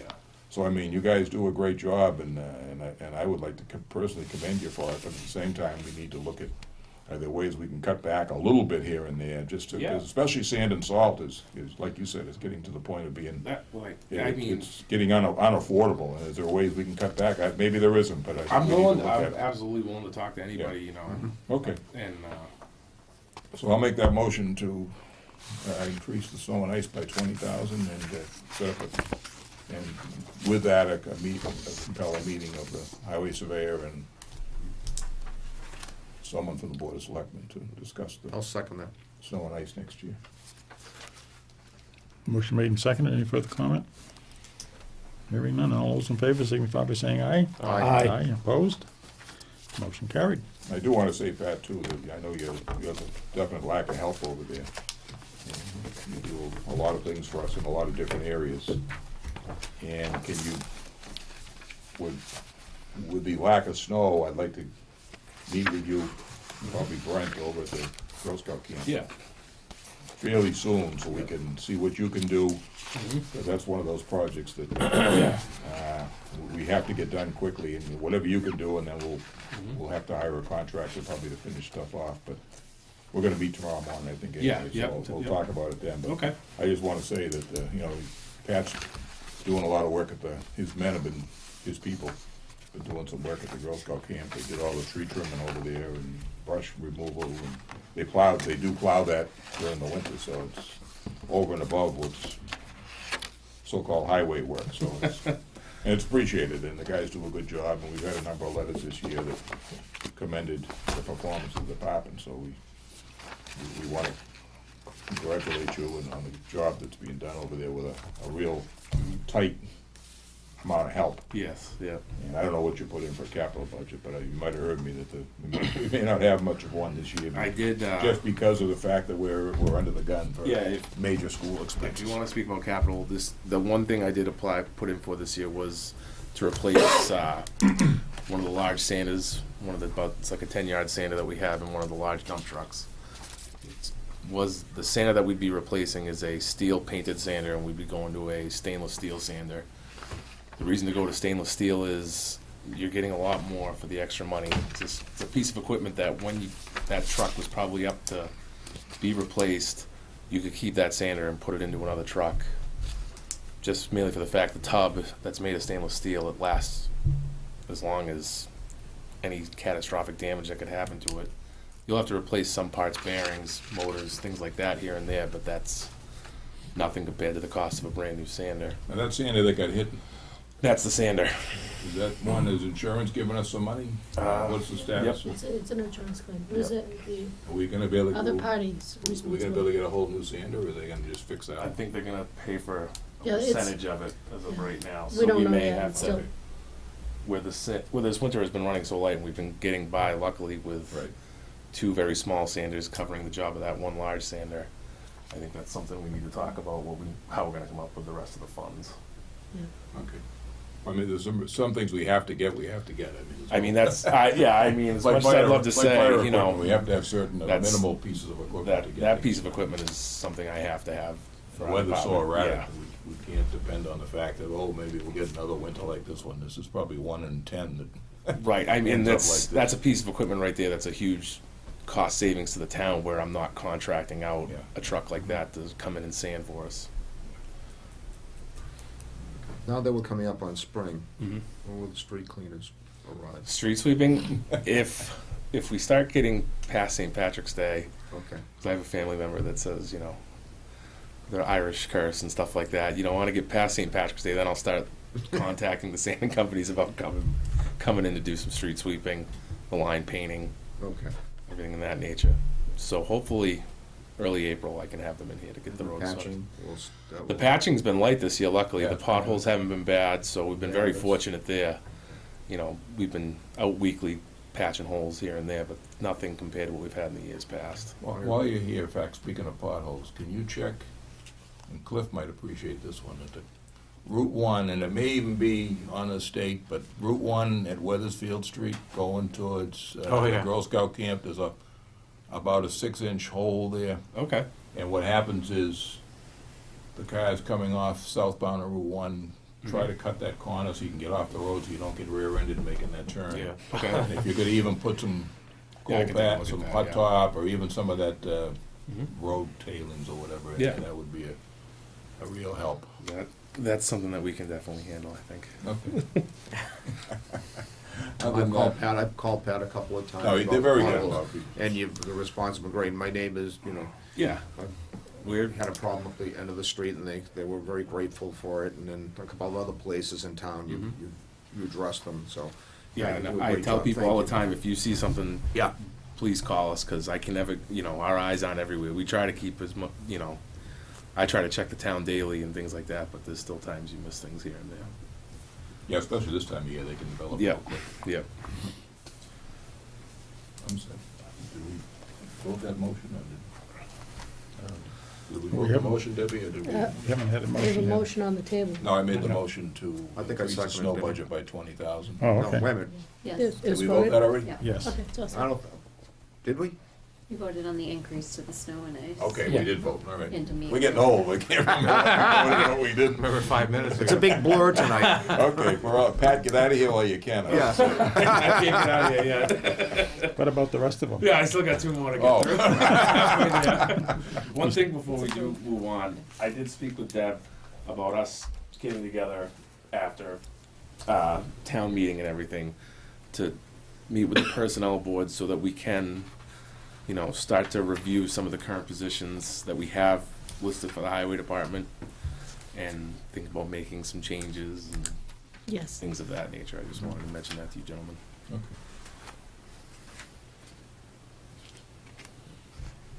Other than that, the tree department was level funded as well. That essentially just is tree removal for the year is what that budget is used for. And Pat, just a quick question there too, another project. At the annex, are you gonna cut those trees or? is it- Those trees there, I can, myself and the light department, we can get Like, those between the taken. two of you, Yeah, you I'm not guys gonna are- have to call in a company for Okay. that.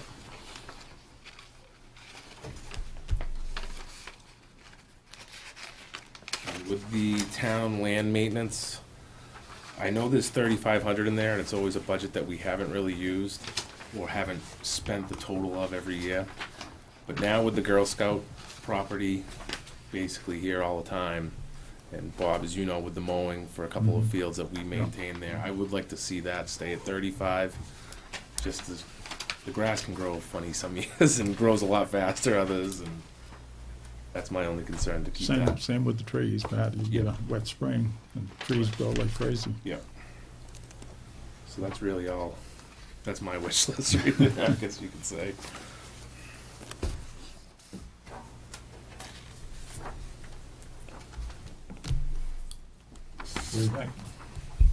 I think he did He does a great job as a department, I've always said through the years that they always, he can get out and not have a problem in the wintertime, and it's amazing. I think that he's done a great job with the budget coming through with what we've asked for level funded. Do we I think need a very a, good job. do we need a motion for the highway budget? Land If- maintenance and, If the board wants to take a consensus vote that they support it, yeah, I'll give you a motion that we I'll second vote that. to support his appearance before the finance committee for the highway. We got the highway, snow and ice is amended, land maintenance, and tree warden. tree wood, True work. tree department. Okay, any other questions? Motion made and seconded. All those in favor signify by saying aye. Aye. Opposed? Motion carried. Thank you. You're out of here. Thank you. Pat, thanks. No problem, gentlemen. Have a good night.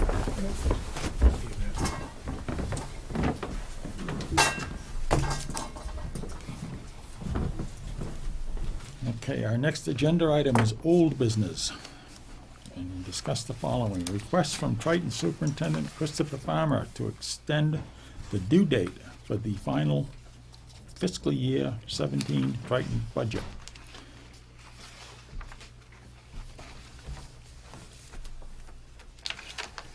Okay. Request from the Triton Superintendent Christopher Farmer to extend the due date of the final fiscal year 17 Triton budget. There is a request from Superintendent Farmer in your package. I think there's a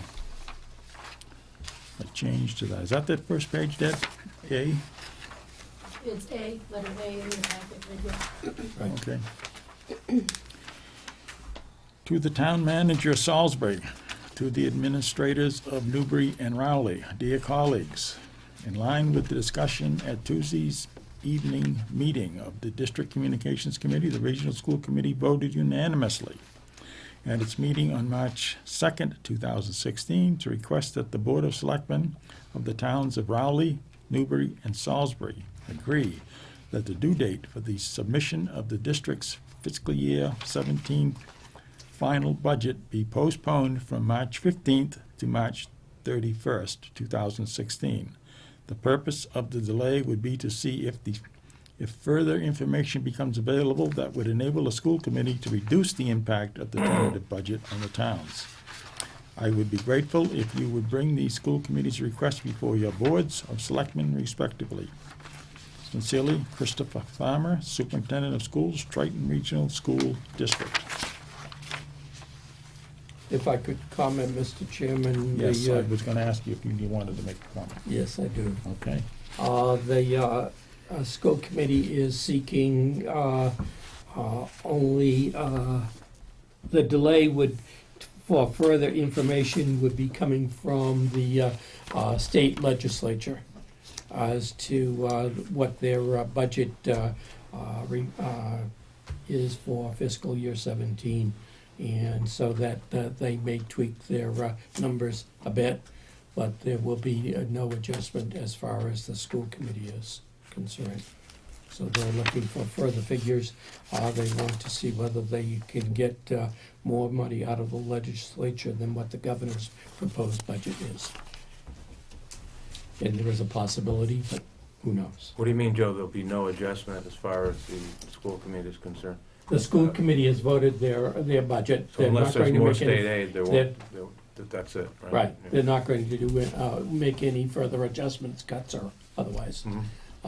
But if there are further adjustments to the revenues from the state, then they can make adjustments to the budget.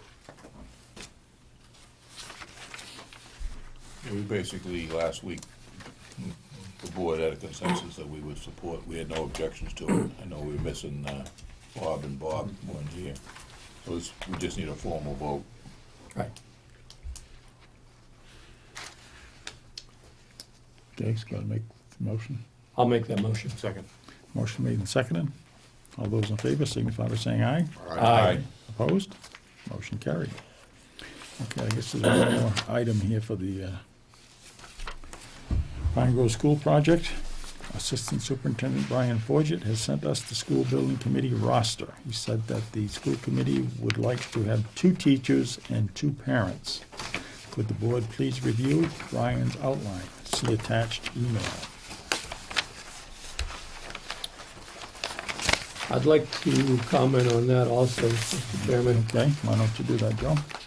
I did have a meeting this morning with the Pine Grove members of the Pine Grove PTA, and they sent a letter to the school committee, and they were concerned that the members, if you look at see the last page, and it says other parent community rep, and it says Pine Grove School Council nominee to be determined, that the PTA was expecting on the original listing, I believe it had a PTA member, that parent community rep could have come from the Pine Grove PTA, and the school committee changed it to the school council nominee, which would change the people who might be appointed.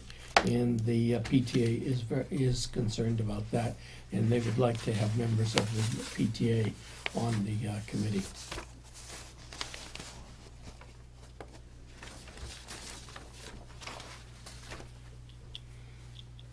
Any further comment? No, no objection. I mean, I don't know what, is he looking for us to ratify this list or make suggestions, Debbie? Mr. Forget points out in that email that's in the packet that the school committee has added, has completed their openings. In addition to that, he's saying that they're asking to include 2 teachers and 2 parents, and so it looks up right now as the makeup is 14 members, 8 from the school, 6 from the town that would be voting members, and then additional education-oriented seats, which they were recommending 2 parents and 2 teachers. And he, and I said, well, I would need to run that by the selectmen. I'm not going to render an opinion on that. It's really a policy decision. There's 2 school council members. Maybe we could request that they do 1 school council member and 1 PTA member. Because the PTA does raise a lot of money for that school and the programs over there. They do, and they're very supportive They're of very those, active. programs, and they're working very hard for Right. the Pine Grove School renovation. And I would like to, and I think they should be a member, at least 1 member on the committee. So if no one objects, I think we'd make a motion that we recommend to the superintendent and/or school committee that the community designees be 1 parent community rep from the school council and 1 parent community rep from the Pine Grove PTA. I will definitely second that. Motion made and seconded. All those in favor signify by saying aye. Aye. Opposed? Motion carried.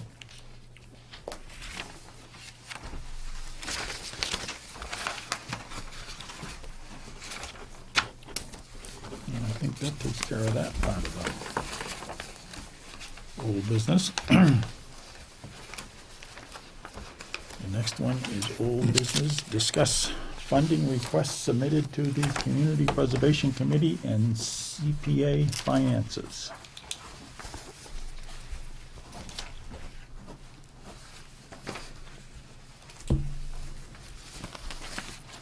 The Board of Selectmen has received 2 articles from the Community Preservation Committee for placement on the annual town meeting warrant. 1 article is the standard appropriation article, and the other is an appropriation for restoring an estimated 10 trees in the cemetery.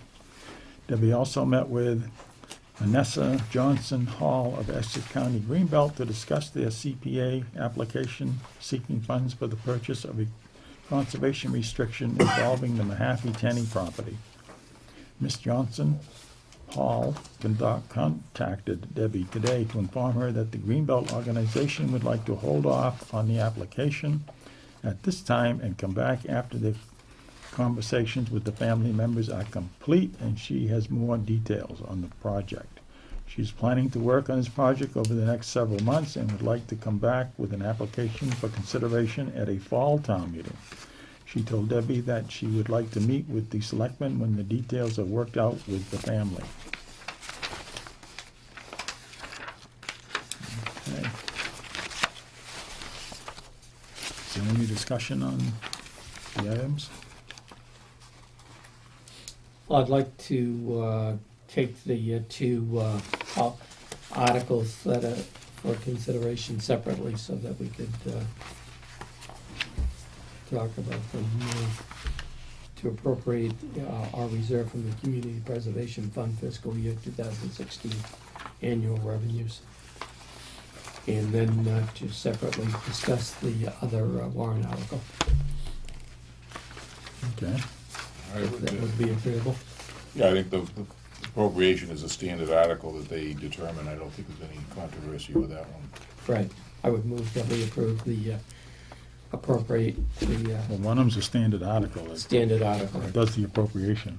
Right. That's the one you're Right. talking about, right? Because we vote to put it on the warrant, right? Is that what we're doing? Yes, and if there's any questions, we can give two representatives to the CPC here right now, but they can pass that back to that group if Yeah, there are. those are standard. The standard article, Articles that Karen figures out by law what they're supposed to. The law Yeah, what the law determines requires. what the amounts will be. It's 10%, or at least it used to be. so Mr. Perry has a motion to approve that. I'll second. Again, what do we? This is the standard appropriation. Article The number one, standard what is- Recommendations by It's category. the second page, Bob. Second page in. That's the standard article that goes in. It appropriates the funds for the various things that they can spend it on. It's required by state law, Okay.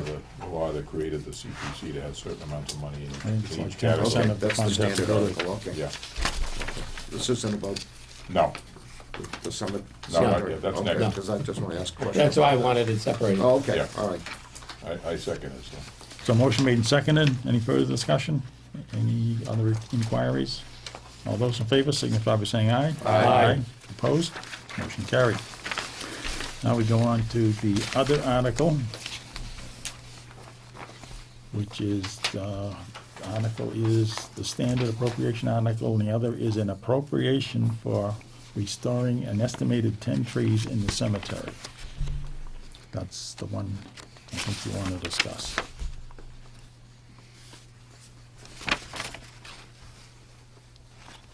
See if the town will vote pursuant to Mass General Laws, Chapter 44B, to transfer and appropriate from Community Preservation Fund Community Historic Resource Reserve Account and/or the Community Preservation Fund Unreserved Account the amount of $9,806 to be used to restore an estimated 10 trees to intra-cemetery locations.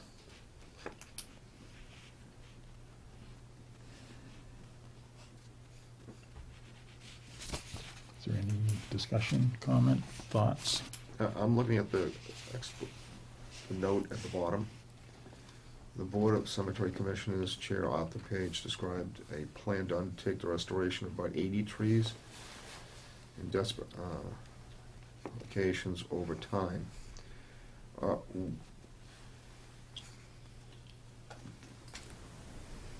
I'm confused with restoring.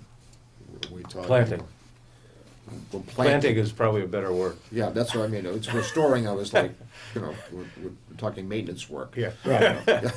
Yeah, planting would be a better word. Or replace it. Yes. Yeah. All right. Apparently they were there before. Are we doing the same trees? Are we doing? Arthur, I believe Arthur said there used to be pear trees there that had real pears. Okay. He proposed to plant these ornamental pears, in keeping with so that it's still in the pear family. But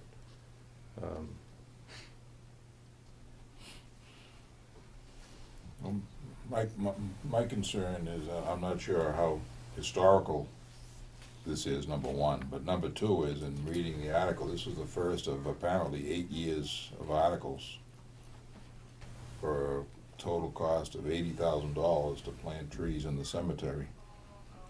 And I'm not sure that this is I'm not in agreement that the cemetery needs 80 trees for $80,000. I don't know how many people go in the cemetery to look at the trees. If you go by the cemetery on Main Street, there's all kinds of huge trees and decorative trees. As you go in the cemetery here, you look out through, there's a number of large trees out there. I just think that just because there's a lump of money, a sum of money in the Community Preservation Fund, I'm not particularly fond of just going out and spending it for the sake of spending it. And to me, this is something that the cemetery has a number of major issues over there, and I don't think trees is one of them. And I'm just not convinced that, you know, when we did the common, we voted, that was an extensive study of what was required over there. A group was put together, and they went back and looked at old pictures and tried to, as best they could, recreate what was there 100 years ago or whatever. Oh, was that And the tree planting was a good idea. We did appropriate money out of the CPC to replace, or not replace, but repair that large, I have no idea what kind of a tree that is right at the entrance of the cemetery. That's a beech tree. Beech tree. That was, we appropriated money to repair that, but that is a historic tree. Historic tree, and it's the last one left in the town of That's the Berlin. last one. So I mean, that was to me, that was a good expenditure. I just don't see that putting trees throughout the cemetery. I mean, if we're gonna do that, every street in town, every street downtown here had historic trees along the way. Most of them are probably elms and stuff that we lost back when the disease hit. So why don't we just start putting trees all over town? I think trees parked on side streets and would be more visible and seen by people. To me, this is just a way to spend some money at a time when the fund doesn't have a lot of money. Because remember, right now, and I mentioned it last week when you two gentlemen weren't here, that the CPC currently has, according to their accounting, $73,000 in available cash, and they're expecting another $100,000 before the end of the fiscal year, so that's $173,000.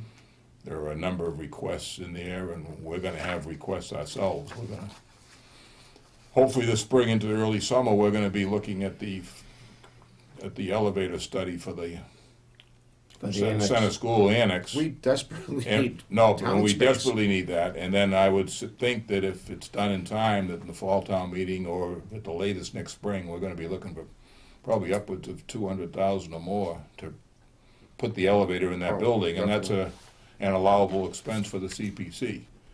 And I think that's much more of a critical need than planting some decoration trees in the cemetery at this point. In fact, I always thought that most cemeteries don't want too many trees because they interrupt the grave sites. And It makes a lot of more maintenance too with the leaf breaking, and I know I searched out there for almost a day and a half looking for a gravestone, and it was buried in the leaves. Yeah, Bob and I both did. We were searching out there. I mean, I think it should be noted that the committee did not in any way approve the master plan of 80 trees. It was just a vote on the 10 trees. So I don't regard this as a commitment to do any more than 10 by the committee. I'm wondering, I don't know if you saw it, but there was a list made out of new charges for digging graves and doing things. yeah, we had a list. And almost Sometime back. every Went up substantially. category doubled. Right. And that money goes into a revolving fund. And why couldn't they use some of that to plant their trees? Yeah, this is to me, this is almost a capital project. That in other words, they want to put some trees in, and either take it, come in for an article for revolving to transfer it out of. And I don't know what they have. We have no idea what they have in their revolving funds. But like I say, there's a lot of major issues involving the cemetery department, and I think I would prefer to wait on something like this. There's no hurry with putting 10 trees in. Let's see what the situation is and what changes might or may need to be made over there. And then once we get settled in, then take a look at moving forward on a project of this nature that Yeah, and like I say, I think it's more of a capital project than it is a CPC. I just don't see it being a CPC I think it's issue, a other great than idea. it's an easy place to go to find some money. It's a great idea, and I'm all for planting trees. Right now, we are in desperate need of space in town, for town offices. And we gotta focus and get our heads together and look at that, the annex over there, to get a elevator in there, so that we can open up the upstairs and we can spread out. I mean, if you go in and look how our town employees in that first floor are all huddled together, and that upstairs is not utilized Yeah, at all. pretty cramped. And if We we had- need to focus on a project to open that upstairs, get it open, and just move people around and give them space to work. I mean, our facilities in town are just awful. And if people go in and, visit the fire station, visit the police station, and look at the annex on the first floor, and then realize we're not using the second floor. We need to open up and get some space for our employees and for our town so it can function. I mean, this is antiquated when you go around our town. And if we add the administrative or secretarial position to the Conservation Commission, if you go over there and look at the space he's in, now you're gonna fit 2 people in the space that he's in.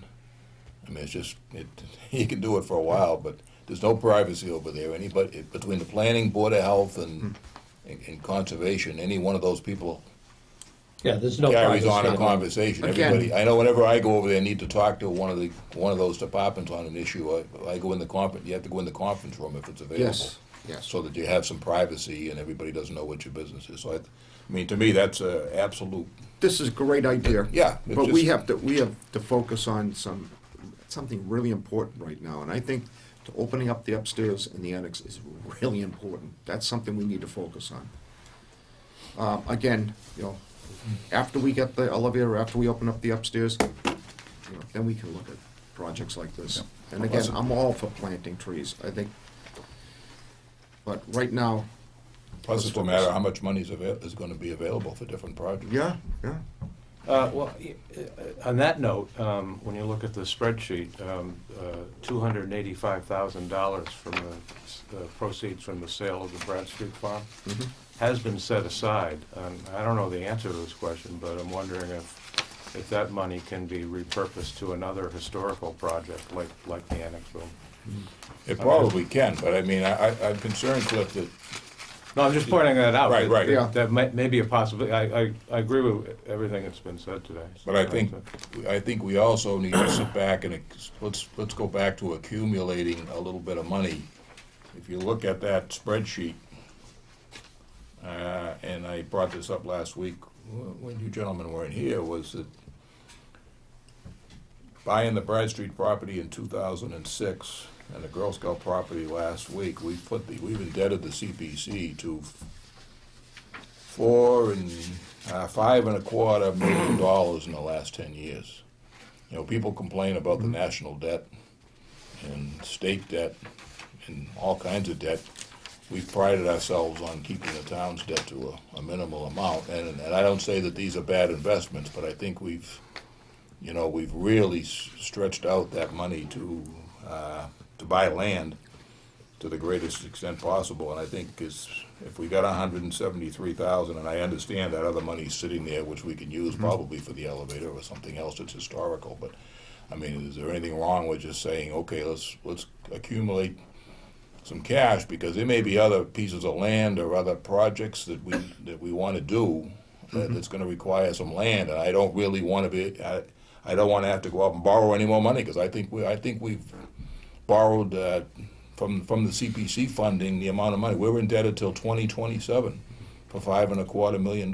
So that's a long time. It's another 10 years, and I just think that frugality at this point is that we accumulate some money in that fund, and we are going to have a number of other projects, because I won't get into it now, but when we talk about the ball field or the Tenny Mahaffey property that's apparently being put off, but I think we need to have a discussion about that too.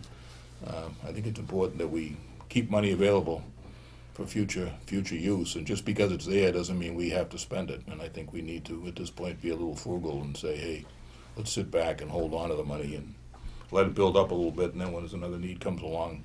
And the other thing is that this is another one of those projects that, like I say about the town common, that was a year's worth of work went into that before it was ever decided what was going to be done. We're looking here at a project that come out of the cemetery that with really little or no discussion by anybody other than the cemetery commissioners to be funded. And I think it's important that CPC articles, when we added 3% to everybody's tax bill, I think it's important that the public have a chance to look at these and be part of the discussion if they want to be. And now that the CPC committees are on television and they started the last meeting they had, I think it's important that those discussions take place and people are able to see what's going on and how the money's being appropriated, and then people can make a decision on. And when you sit down, you do the budget at the table, and you're looking at $9,000. Somebody goes, well, that's not much money. When you're doing the budget, it's a lot of money. Oh, it adds up quick. Very quick. So, as a suggestion, are we going to return this to CPC as to put it off, or? I would suggest we send it back to them with a cover letter saying, giving our reasons. I suppose that would be the best procedure, and let them reconsider it. If they can always send it, vote to send it back, but ultimately I think it's our decision whether we put it on the warrant or not anyway. I'm always reluctant to say don't put it on the warrant, because I think the townspeople deserve to get a chance to vote on it, and we make our opinions known. But I think if we send it back to them and let them take a second look at it see, part of this is because there hasn't been any open discussion. The points we made tonight were never really discussed before the vote was taken over there. So maybe they'll reconsider, or maybe they won't, but at least they have another point of view that I think is valuable when you're making these kinds of decisions. Again, I think it's a great idea, planting trees. The common looks beautiful and everything else. Just take a step back and think about what we need for the future. And right now, that annex, we gotta get some more office space. I mean, we've got a department that actually bringing in funds, and they do put half of that money in the revolving fund. Yeah, no, I think they need to look at some alternatives. So I think they need It's a capital project for the cemetery, as far as Right, I'm I mean, and in years past, when they've expanded and bought other property and expanded, cleared it, and then set up new grave areas, that money was transferred out of their revolving fund at town meeting to do that work. What is the difference of either grading the land and making grave sites or planting trees? I mean, it's the same type of work. I would think that they would be able to come up with some funds, maybe not to plant 80 trees, but at least some trees, if that's what they want to do. But to take the CPC money, it just doesn't make any sense. And we don't even have a plan of where they want to put the trees. Yeah. I think we definitely need some more homework done before I know I do. I can't vote for this the way it is. I need a lot more information, and I'm reluctant at this time to vote for it anyway, just because of what is the immediate needs, and that's not one of them. Okay. So you're making that a motion? To send it Yeah, I'll back make to a motion that we return this article with our basic arguments to be reconsidered by the CPC committee. Great idea, Matt. First, I'm Make concerned a about comment that beech tree was from Europe, and it was donated by the Ladies Benevolent Society of the First Congregational Church. Why not look into a donation program for the cemetery? What year did they plant that, Henry? You know? More than 200 years ago. Is that right? Really? Wow. Oh, wow. They put in the Rogers Monument in 1850, I think it's 1851. Oh. So that's probably the time that they planted. There was two of them there. There was one a little bit further in where the minister's monument used to stand. And that one died and collapsed. They moved the because they thought the roots from it were tipping the monument. So they moved the monument. Come to find out, it wasn't the roots, it was the foundation that the monument was on. And that moved over closer to the one that's there now. And that one came up with a disease, and when they would curing or trying to cure the disease, they put the cabling in to keep the limbs from breaking off. And that's the only money that's been spent on it. So, and that's, to my knowledge, that's the only one left in Rowley. There was one up in the circle at Seaview, but that one died a number of years ago, after they hot topped the driveway. So, I'll second Dave's motion to send it back to the CPC for reconsideration. motion made and seconded. All those in favor signify by saying aye. Aye. Aye. Opposed? Motion carried. Okay. I'd like, Mr. Chairman, to discuss briefly the other item on that list, which was the Mahaffey-Tenney purchase, or what they were gonna do with that land. And my concern, the CPC or the Greenbelt was looking for $350,000 to purchase a 50% conservation restriction on the Mahaffey, on some acreage at the Mahaffey farm, Mahaffey-Tenney farm. And I did have a discussion with Brent the other day. I sat down with him, and I told him, I says, I'm getting the impression, and I might be wrong, that, I mean, what is a 50% for $350,000? What is a 50% of a conservation restriction? We're not buying the land. All we're doing is sharing the conservation restriction with Greenbelt. So I'm not even sure what that means, other than, I guess, if somebody wants to make a change up there, us and the Greenbelt will argue out whether we want to approve the change or not. What it means is that you are the bank. Yeah, basically. That's what it means. And my concern is going back to what I brought up before about the amount of money, and we talked about this briefly last week, was the amount of money that the CP has. We don't have $350,000, number one. And I understand that today Greenbelt called and said they want to put this off until the fall town meeting. But my bigger picture is we not only have a real need for the annex property, or to fix the annex building, but we are in dire need of more recreational land. And I have here a printout it was done in April of 2014 of the inventory of lands of conservation and recreation interests in the town of Rowley. Now, this was done before we bought the Girl Scout camp.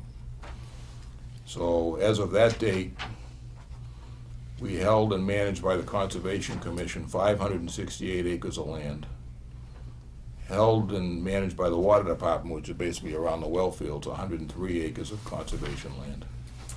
The Commonwealth of Massachusetts, in the state parks, Georgetown Forest, for instance, owns 1,269 acres. U.S. Fish and Wildlife Service holds 800 acres. Essex County, whatever's left of Essex County, they only hold 8 acres. So Essex County Greenbelt maintains 511 acres. Mass Audubon maintains 203 acres. Private conservation restrictions, which means the land is held in agricultural, mainly I think it's conservation or agricultural preservation, like the Pikel Farm, for instance, is 387 acres. So if you include the approximately 200 acres of the Girl Scout camp, or what we refer to now as the Y camp, we currently have in preservation in the town of Rowley over 4,000 acres of open space and conservation land. For open recreation land, on this particular list, we have 71 acres of land. And actually, I'm not sure, a lot of those are little pieces here and there. What we really have is 17 acres at Ayers Park. We have the Little League field on Havel Street. And we have the Pine Grove, the 2 lots behind Pine Grove School for the soccer fields, and they're also, I think, on the Pine Grove School land itself is the softball field. That's the extent of our recreation land. And my own feeling is that rather than spend 300, and I get nothing against, once again, preserving the land is like buying the trees over there. It's a wonderful thing. But I think at this time we have 4,000 acres held in conservation restrictions and can't be used for anything else.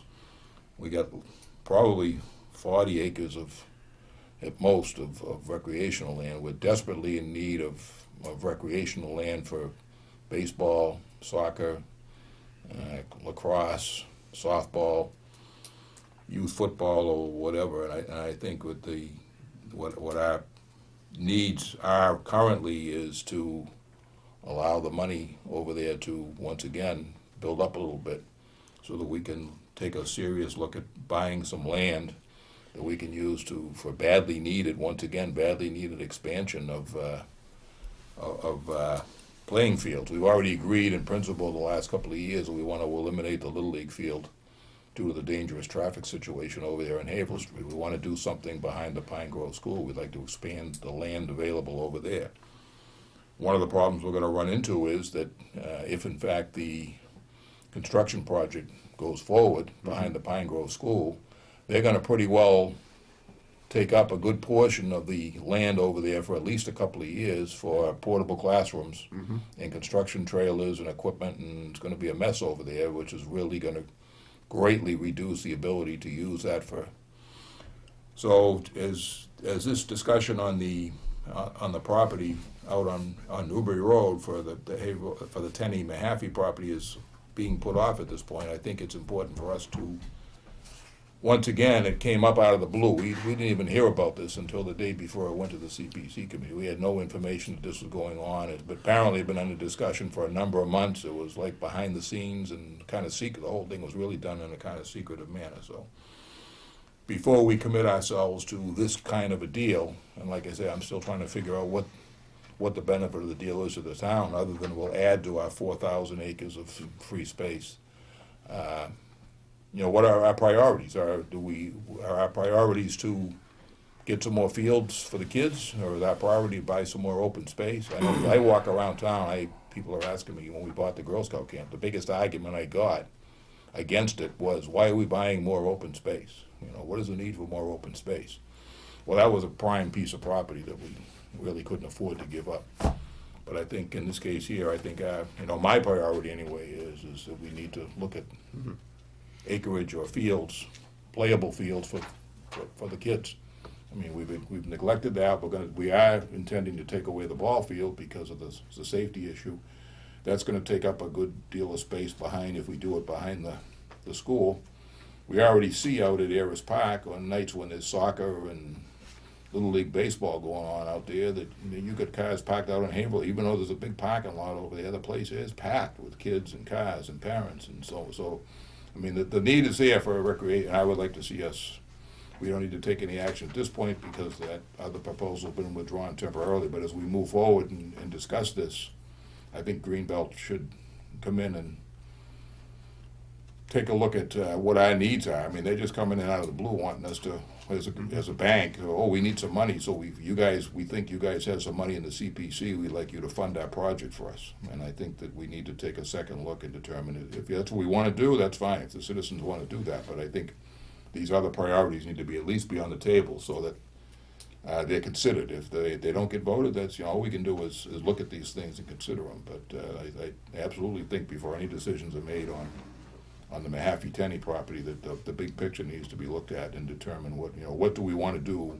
with our tax money in terms of buying land. And if it's going to be land, my own feeling is it should be at this point recreation land. And once we do that, then if we want to go out and preserve some more acreage, I don't have a problem with that. But we have between the state and us, and there's an awful lot of land around that we've already preserved, and it's time to do something with recreation, which we've really neglected for the last few years. Thank God for Ayers Park. And that was a gravel pit. That was a tough one back in the day. They tried to buy that several times, and it just didn't. The town wouldn't buy it. And the guy moved in there and took all of the sand out of there, and took it into Logan Airport when they were building the runway. And they were there for almost a year mining that area. And then once they got done, they just came to the town and said, if you want to buy it, we'll sell it to you. Yeah. And luckily, the town decided to buy it. Dana Warren was one of the ones who went out and donated a lot of time, a lot of equipment, a lot of hours to make that into what it is today. He really had a huge donation that he never really got recognized for. making that into a ball field area, Yeah. you know, Yeah. 25 years ago. So that's my spiel. Now, like I say, I probably don't need anything set on it, but I think it's something that, as we move forward, I think we really need to, and by, you know, the Conservation Commission is going to discuss this tomorrow night, I think. I'm not going to be there for that, but hopefully they'll see this and get the word. We'll get back to them that, you know, let's hold back a little bit and see what's going on, and ultimately the CPC. I will be at the CPC because Cliff, you can't make the I next. can't make it. So I couldn't go to the last one because it creates a quorum issue. But if Cliff's not there, I can go to the next one. And like I say, I'm not against. Tenny's and the Mahafis, I've known them ever since I've been in town. So I feel bad that I sit here and say this, but you know, we have to look out what's good for the taxpayers and the children of the Raleigh at this point. That may be a good project in, you know, 4 or 5 years, but right now we have other priorities that I think anyway need to be taken care of. Well, there's just not enough money to do No, all it's- these good projects. That's the Yeah. unfortunate reality. But you know, just in defense of that, you would be saving a working farm in Raleigh, and we have very few of them left. And when you look at the map, the Mahaffey property is like in between 3 state forests, so that would protect a pretty big wildlife corridor. So you know, I think maybe not now, but you know, there are. There's something to be said for that project, Right. but you can't do everything that Yeah, needs to be done. we just And- don't have the funds to And do it was everything. suggested that they, you know, get a farm preservation grant, but as far as I understand, they don't, it's a working farm, but it's like a homeowner's working farm more than it is. I mean, it's not like they got tens of, you know, 40, 50 acres under cultivation. It's they do a good job, and they raise vegetables and go to farmers markets, and you know they get good stuff. But you know, so they're limited as to it's not big enough to get a state grant. And I don't know what the situation with DCR. They're buying some of that property, I guess, out there or something. But I just think that at least it needs a lot more discussion than what it's been given so far before we commit to spending that kind of money. Thank you. Okay. So now we can move on to new business.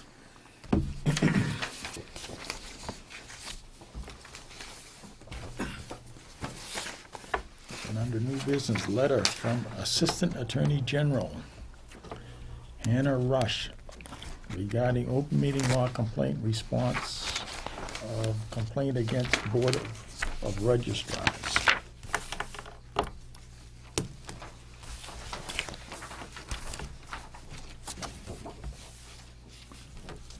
Okay. New business number 1. Timothy Toomey filed an open meeting law complaint against the Board of Registrars on November 30th, 2015. The members of the Board of Registrars are Town Clerk Susan Hazen, Millie Dummer, Gordon Dinsmore, and Barbara Demento. The Attorney General's office has responded to Mr. Toomey's complaint. Chairman Murray will read the letter from the Attorney General's office into the record. How do I get so lucky? And it's to Susan Hazen, Raleigh Town Clerk, Chair, Raleigh Board of Registrars. Open meeting law complaint. Dear Miss Hazen, this office received a complaint from Timothy Toomey on November 30th, 2015, alleging that the Raleigh Board of Registrars, the board, violated the open meeting law, General Laws, Chapter 38, subsection 18 to 25. The complaint was originally filed with the board on or about November 16, 2015, and you responded on behalf of the board to the complaint by letter dated November 19, 2015. In his complaint, Mr. Toomey alleges that the board did not properly post notice of its meeting held on November 13, 2015. Following our review, we find that the board did not violate the open meeting law. In reaching a determination, we received the original complaint, the board's response to the complaint, and the complaint filed with our office requesting further review. We also reviewed the original and revised notices of the board's November 13th, 2015 meeting Finally, we spoke with you by phone on February 4th, 2016. Facts. We find the facts as follows. The board held a meeting on Friday, November 13th, 2015. The board initially posted notice of this meeting on Monday, November 9th, 2015, and listed the sole topic for discussion as follows. To hear and act upon objections filed by Timothy Toomey with regard to recall process. In an effort to further clarify the anticipated discussion topic, the board revised the notice twice the following day on November 10th, 2015. The first revised notice, posted at 11:35 a.m., revised the topic as follows. A meeting of the board to consider objections by Water Commissioner Tim Toomey to a petition filed for his recall.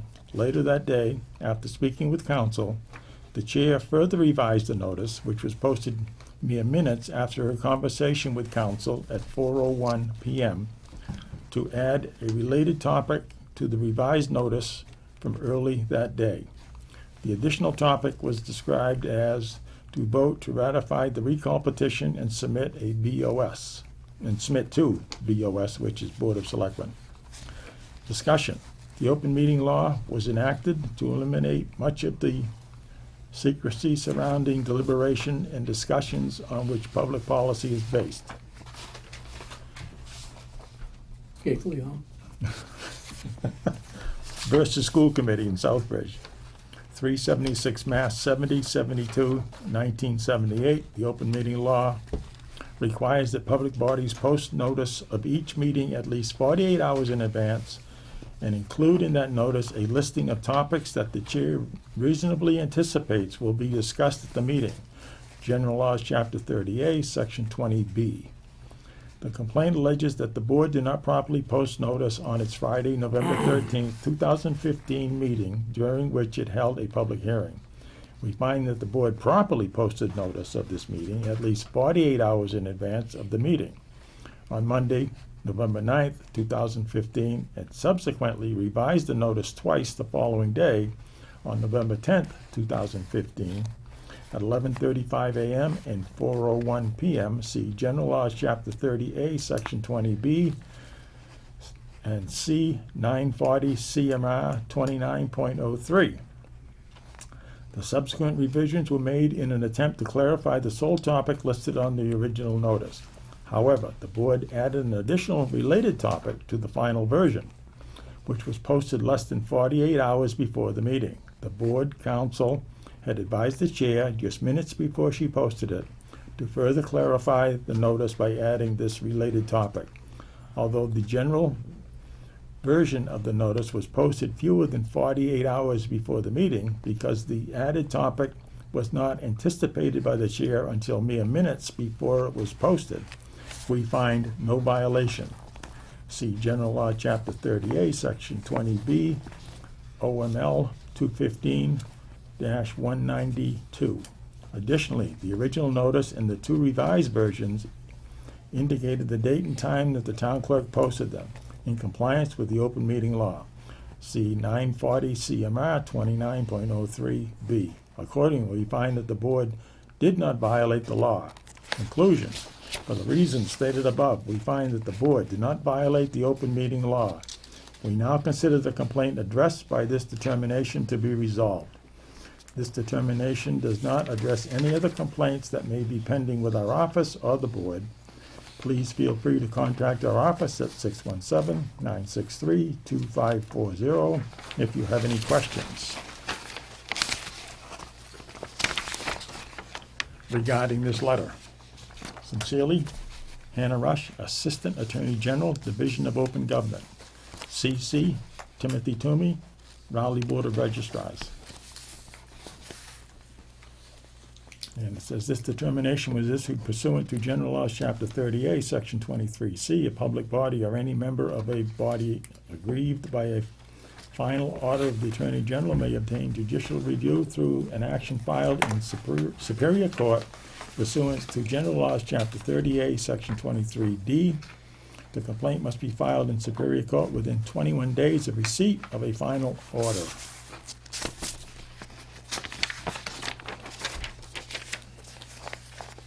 Okay.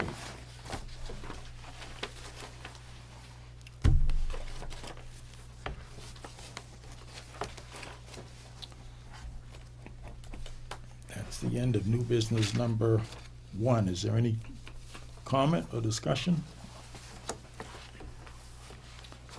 Hearing none, we'll move on to new business number 2. Open special town meeting warrant and review 2016 annual and special town meeting schedule.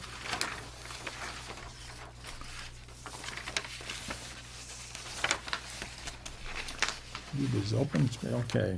The Board of Selectmen needs to vote to open the May 2nd, 2016 special town meeting warrant and to close it at 12 p.m. on March 23rd, 2016.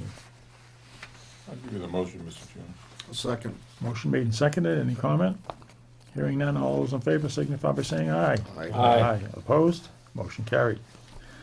The annual and special town meeting warrant schedule shows that during every meeting of the Board of Selectmen, along with Finance Committee, will be reviewing budgets and warrant articles. Some important dates on this schedule that Debbie wants the board to be aware of are Monday, March 28th. The board needs to finalize the wording of the ballot questions. Monday, April 4th, the board needs to finalize the fiscal year 17 budget and ATM and STM warrants. Thursday, April 7th, the board needs to hold a special meeting to sign the warrants.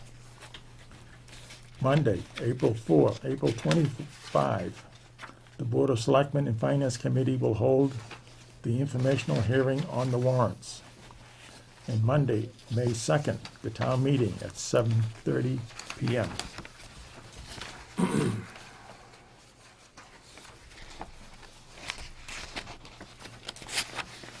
Okay. Need a motion, Mr. Chairman, or is it just informational? It's really informational. It's informational. I've worked with Chairman White too on reviewing some of the Finance Committee dates because it's a collaborative process between both of these boards to get everything ready for a town meeting. So it's just, this is the busiest time of the year. And everybody sure. has a lot of work to do here. Actually, Deb, there's another, is that still all part of it? It's the third page that's there. That's got dates on it too. Do you want me to read that? No, this is just informational. The schedule was just so the board could get an idea. These are our goals. Okay. Most importantly, and there's gonna be some ballot questions, and I'm gonna need to know the dollar figure on those, Yeah. on the Pine Grove School and the, Okay, this is basically a timeline when things need to be. it's just a schedule of what the Yeah. board should expect from meetings and what we're gonna be doing in trying to get the warrants done, working closely with the Finance Committee as well, as they have a lot of work to do over the next several weeks. And, you know, the informational hearing has been a recent tradition of the Board of Selectmen within the past 5 years or so. And that's typically a joint meeting with the Selectmen and the Finance Committee on the Monday preceding the town meeting. So we're going forward with that. And I know Larry will be discussing that tomorrow night with his board. Next topic is discuss town report. And the chairman has suggested that the cover of the 2015 town report have either a picture of the new fire department ladder truck or the new water treatment plant. Copies of the photos are attached. Colored photos are in the chair's packet. Also, the board needs to review the draft selectmen's report. So what we were looking at originally was a possible picture On the cover. of the water treatment plant, which is this picture here. But one of the issues we have with that is that that is a landscape photo rather than a portrait type photo. And we don't have enough room on the front cover of the town report to be able to shrink that down and have any meaning to it. Because the biggest one you can put in the report is a 4 by 5, 4 wide Right. and 5 high, is what the picture is that fits on the cover of the town report. So the fallback position is the new ladder truck. And after reviewing the pictures that Bob took, I came up with this one Okay. that I think we can get onto the front cover of the town report. I like this the best. Yeah. I don't know why. And what we have is right under, or just above that left-hand side, or right side, facing it, it's the right side, it would be the normal side, is the name of Cornelius Haley. Yes. Is dedicated to him as a representative and senator for the town of Raleigh. This from the dedication? Yes. The ones I took? Oh, come Yeah, on, the you ones got you took. color. Oh, okay. Special, I don't know, I think I got the chairman's copy. The chairman's, you show that, Color? Chairman Merrill. You got that, you're the chairman now. I'll see you later, I'm out of here. Here, I'll gladly give it back to you. How I got that. You can see it on the color version. You can The see color it. version's nice. It's right here. Right, right. Yeah. So it's the signature that's there, Nice. so. Also, I think we don't want to remind people of the cost of the I was- water treatment I was plant. thinking that. I think it's a much It's like better idea to put the rubbing fire. salt in the wound. Yeah, I Yeah. think we're better off Well, putting the. I mean, it's there and it is working, so I mean, Well, at least it's I hope something so. came about. Once they get the dehumidification going, then build the other pit, the pipe to the other pit, and some other things. No, I agree I like with this Cliff. picture, I like this picture. I like this picture. Either one, but I think that one is Yeah, that'll look nice on the front Yeah. cover. and it should really fit will. very nicely. And Especially in has- color. Has everybody had a chance to look at the Hey, what can I draft? say, you know? The draft meet, the I think it's draft report? great. Yes. Did you read the Or draft? Amy probably, right? It was Natalie, I think. Or Natalie? Did you read the? I did read Yeah, I it. read Okay. it briefly. I thought it was great. Yep. I have no problem with It it. looks good. Okay. All I did was take a picture, guys. Make sure you put your Well, byline under Well, it. you say that's all you did was take a picture. It seems to me there's like 60 of those pictures. Yeah, I think, yeah. Well, you know how I am with the camera. Yes. We'll give you credit on page 35 or something. Need a motion for that, the picture and the. The fire truck? You want a motion, Debbie, on that? You want- Or It just- depends on how official the board wants to do Nah, that. We want it, we It's fine. want it in history, we Okay, want it good. official. Take the vote. I move that we use the picture of the Raleigh fire truck, ladder truck. The head-on picture. And they- accept the Chairman, could you report. put the picture of the water treatment plant in the town report somewhere? We're looking to do that. Okay, good. We're going to add some other pictures, by the way. This looks like, but Yeah, we're going to add some other pictures. By the way, we actually have a few extra pages because the memorials are very light this year. We only have 3 memorials, which is very good, because memorials are the people that died. And we don't need all those people in that town report. We gotta put a picture of the Henry, feel free to come up and take a look at the end of the gentleman meeting. that, we put the wreath on his grave, who died at Anzio. I wasn't thinking of doing that, Bob, but, I mean, we did that last year. Yeah, We I gave the, understand. you know, the wreath, and it's the same wreath, basically. But if we need, We if were we going need, to, I was gonna try to get, we've got quite a few pictures from the 375th, maybe a couple of shots from the parade and stuff. Yeah, okay. We would like to get some pictures possibly from YMCA, okay, of some of the kids up there and things they're doing, maybe put a couple of, a page or 2 of those pictures in there, and saying how great it's nice, and then, those types of things if we can. Sure. But we don't get many pictures into the town report, only because of the cost per page. Right. And this year, we have a few extra pages, so it'd be nice to put some pictures in. People enjoy those. They really do. Put the water treatment plant photo in memorial. It won't fit on the page, Larry, let's be right on. For $12 million, it should. Okay, so we voted on the motion, right? Mr. Perry has a motion on that picture, so. Okay, so we're gonna use I made the motion, but we didn't vote. The picture in the report, Joe? The picture Accept the picture in the report. and the report. I'll second. motion made and seconded, all those in favor signify by saying aye. Aye. Aye. Opposed? Motion carried. Okay, the next item on this is is a set meeting schedule for March, April, May, and June. The March meeting schedule has been set by the board several months ago. However, because March is the busiest month of the board, Debbie is asking if the board can start the meetings at 6:30 on March 14th, March 21st, and March 28th. Also, Chair and Mary may schedule an additional meeting during the day if needed in order to keep up with the workload. The meeting schedule going forward will be April 4th, April 11th, April 25th, May 2nd, brief meeting prior to town meeting, May 9th, May 16th, May 23rd. June 6th, the summer schedule starts in June. However, we should plan for 3 meetings this month because of the end of the fiscal year, appointments, etc. June 20th, June 27th.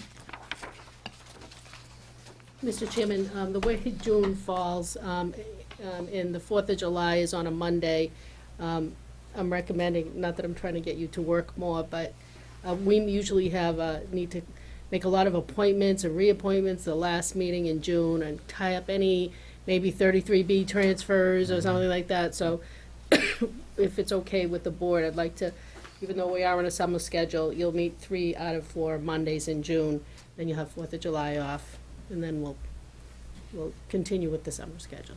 Okay? So is there any other comment, questions, concerns? Entertain a motion? Give you that motion, Mr. Chairman. Second. Motion made and seconded. All those in favor of the schedule for March, April, May, and June, signify by saying aye. Aye. Opposed? Motion carried. Just one comment, I won't be here on the 16th of May. We'll make up, we'll May get you 16th? for that. I'm gonna be in Myrtle Beach. Well, that's fabulous. You'll be here in March and April, though. Oh, yeah. Thank Oh, yeah. you. That's good, then we can figure out what committee we want to appoint you to while you're gone. Exactly. Oh, Okay, new business number 5. Appoint attorney Stephen Fletcher as special town counsel to work on Conservation Commission order of conditions legal question. The Conservation Commission needs legal advice concerning tolling of a wetlands bylaw order of conditions. The order of conditions pertains to Saib Abuzara, a trustee of the Abuzara Family Trust. Tom Mullen and Judy Pickett have told Debbie that they cannot handle this matter because of a conflict of interest matter. Tom and Judy recommend Steve Fletcher work on this matter with the Conservation Commission. You have a motion, Mr. Chairman. Second. Motion made and seconded. Any comment? Hearing none, all those in favor signify by saying aye. Aye. Opposed? Motion carried. Okay. That takes care of that.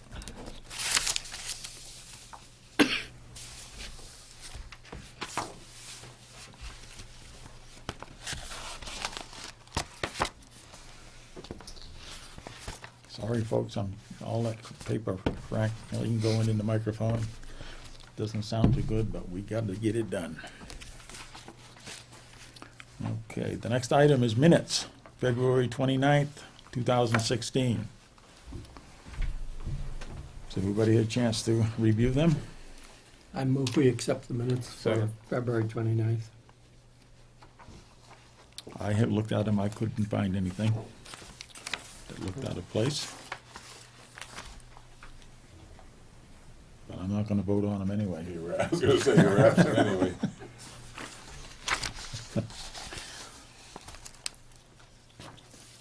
What do you think, Bob? Abstain. Abstain, okay.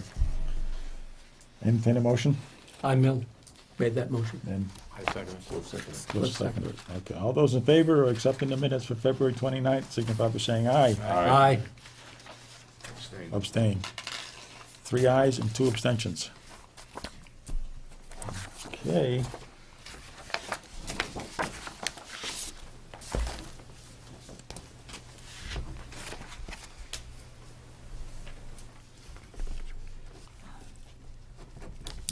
Announcements.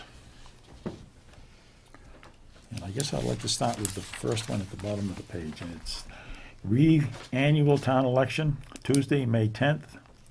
Last day and hour to take out nomination papers is 5 p.m. Friday, March 18th.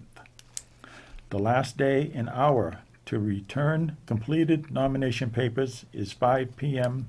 Thursday, March 22nd. Tuesday. I'm sorry, Tuesday, March 32nd. 22nd. It's past my bedtime. March 22nd, okay. Seats for which papers have not been taken out include: 1, 5-year seat on the Housing Authority, currently held by Kathleen Dalzell, who was announced she will not be seeking re-election. 1 3-year seat on the Board of Library Trustees, 2 seats on the Shellfish Commission, one 3-year term and one 1-year unexpired term on the Shellfish Commission. Can I just comment, if I might? I'm finishing up my first year on the Housing Authority, and it's a good board to be on, and I would encourage somebody to take out papers and to seek election. I realize it's a 5-year term, but they only meet once a month, and they do some very good work, and it would be a nice place to be active in the town elections. 1 3-year seat on the Board of Library Trustees. They really do a great job. They're a good group to work with, and Pam Jacobson, the library director, is wonderful to work with and does an excellent job, and the library is committed to keep putting on various programs and reading literature, and I would encourage people to take out the papers for the Board of Library Trustees 3-year position. Okay, also, papers have not been taken out for a 1 3-year term for Cemetery Commissioner.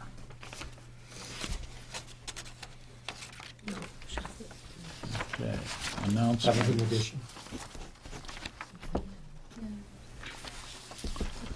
Okay, Raleigh Community Blood Drive. What? Did I miss something? No. Oh, okay. Raleigh Community Blood Drive, March 15th, 2 to 7 p.m., Raleigh Veterans Association Hall.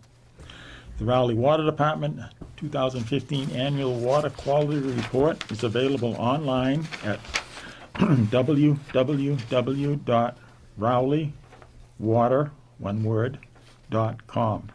If you would like a copy of the report mailed to you, contact customer service at 800-553-5191 or stop by the Water Department office at 401 Central Street or Town Hall at 139 Main Street. The town has the following vacancies: Shellfish Commissioners, 2 seats; Fence Viewer, 3 positions; Wood, Lumber, and Bark Inspector; Zoning Board of Appeals Associate, 3 seats; Historical Commission, Historic District Commission, 2 seats; Parks and Recreation Committee, 2 seats, and for more information on these positions, please contact the Selectmen's office at 948-2372. Raleigh Food Pantry is in need of donations. The food pantry is open Tuesdays from 10 a.m. to 12 p.m. and Thursdays from 5:30 p.m. to 7 p.m. And I believe this coming Saturday, the Girl Scouts or the scouting troops in town will be having their paper drive, and they will also collect food for the pantry, the food pantry. So I believe that's 9 to noon time behind the Congregational Church for the newspaper collection. I move we adjourn. I'm looking for another item here we need to talk about, but you really want to adjourn? Yes, sir, Okay. You understand it takes priority. it does. Okay. All those in favor of adjournment signify by saying aye. Actually, Aye. We want to stay, nobody second. I'll second. now, see, that's how I get around it. Illegal vote. Both Cliff and I seconded. No, I seconded it first. It's an illegal vote, so we can't adjourn. No. It's open meeting law violation. Thank you, folks. We'll see you. Good night. We're all done.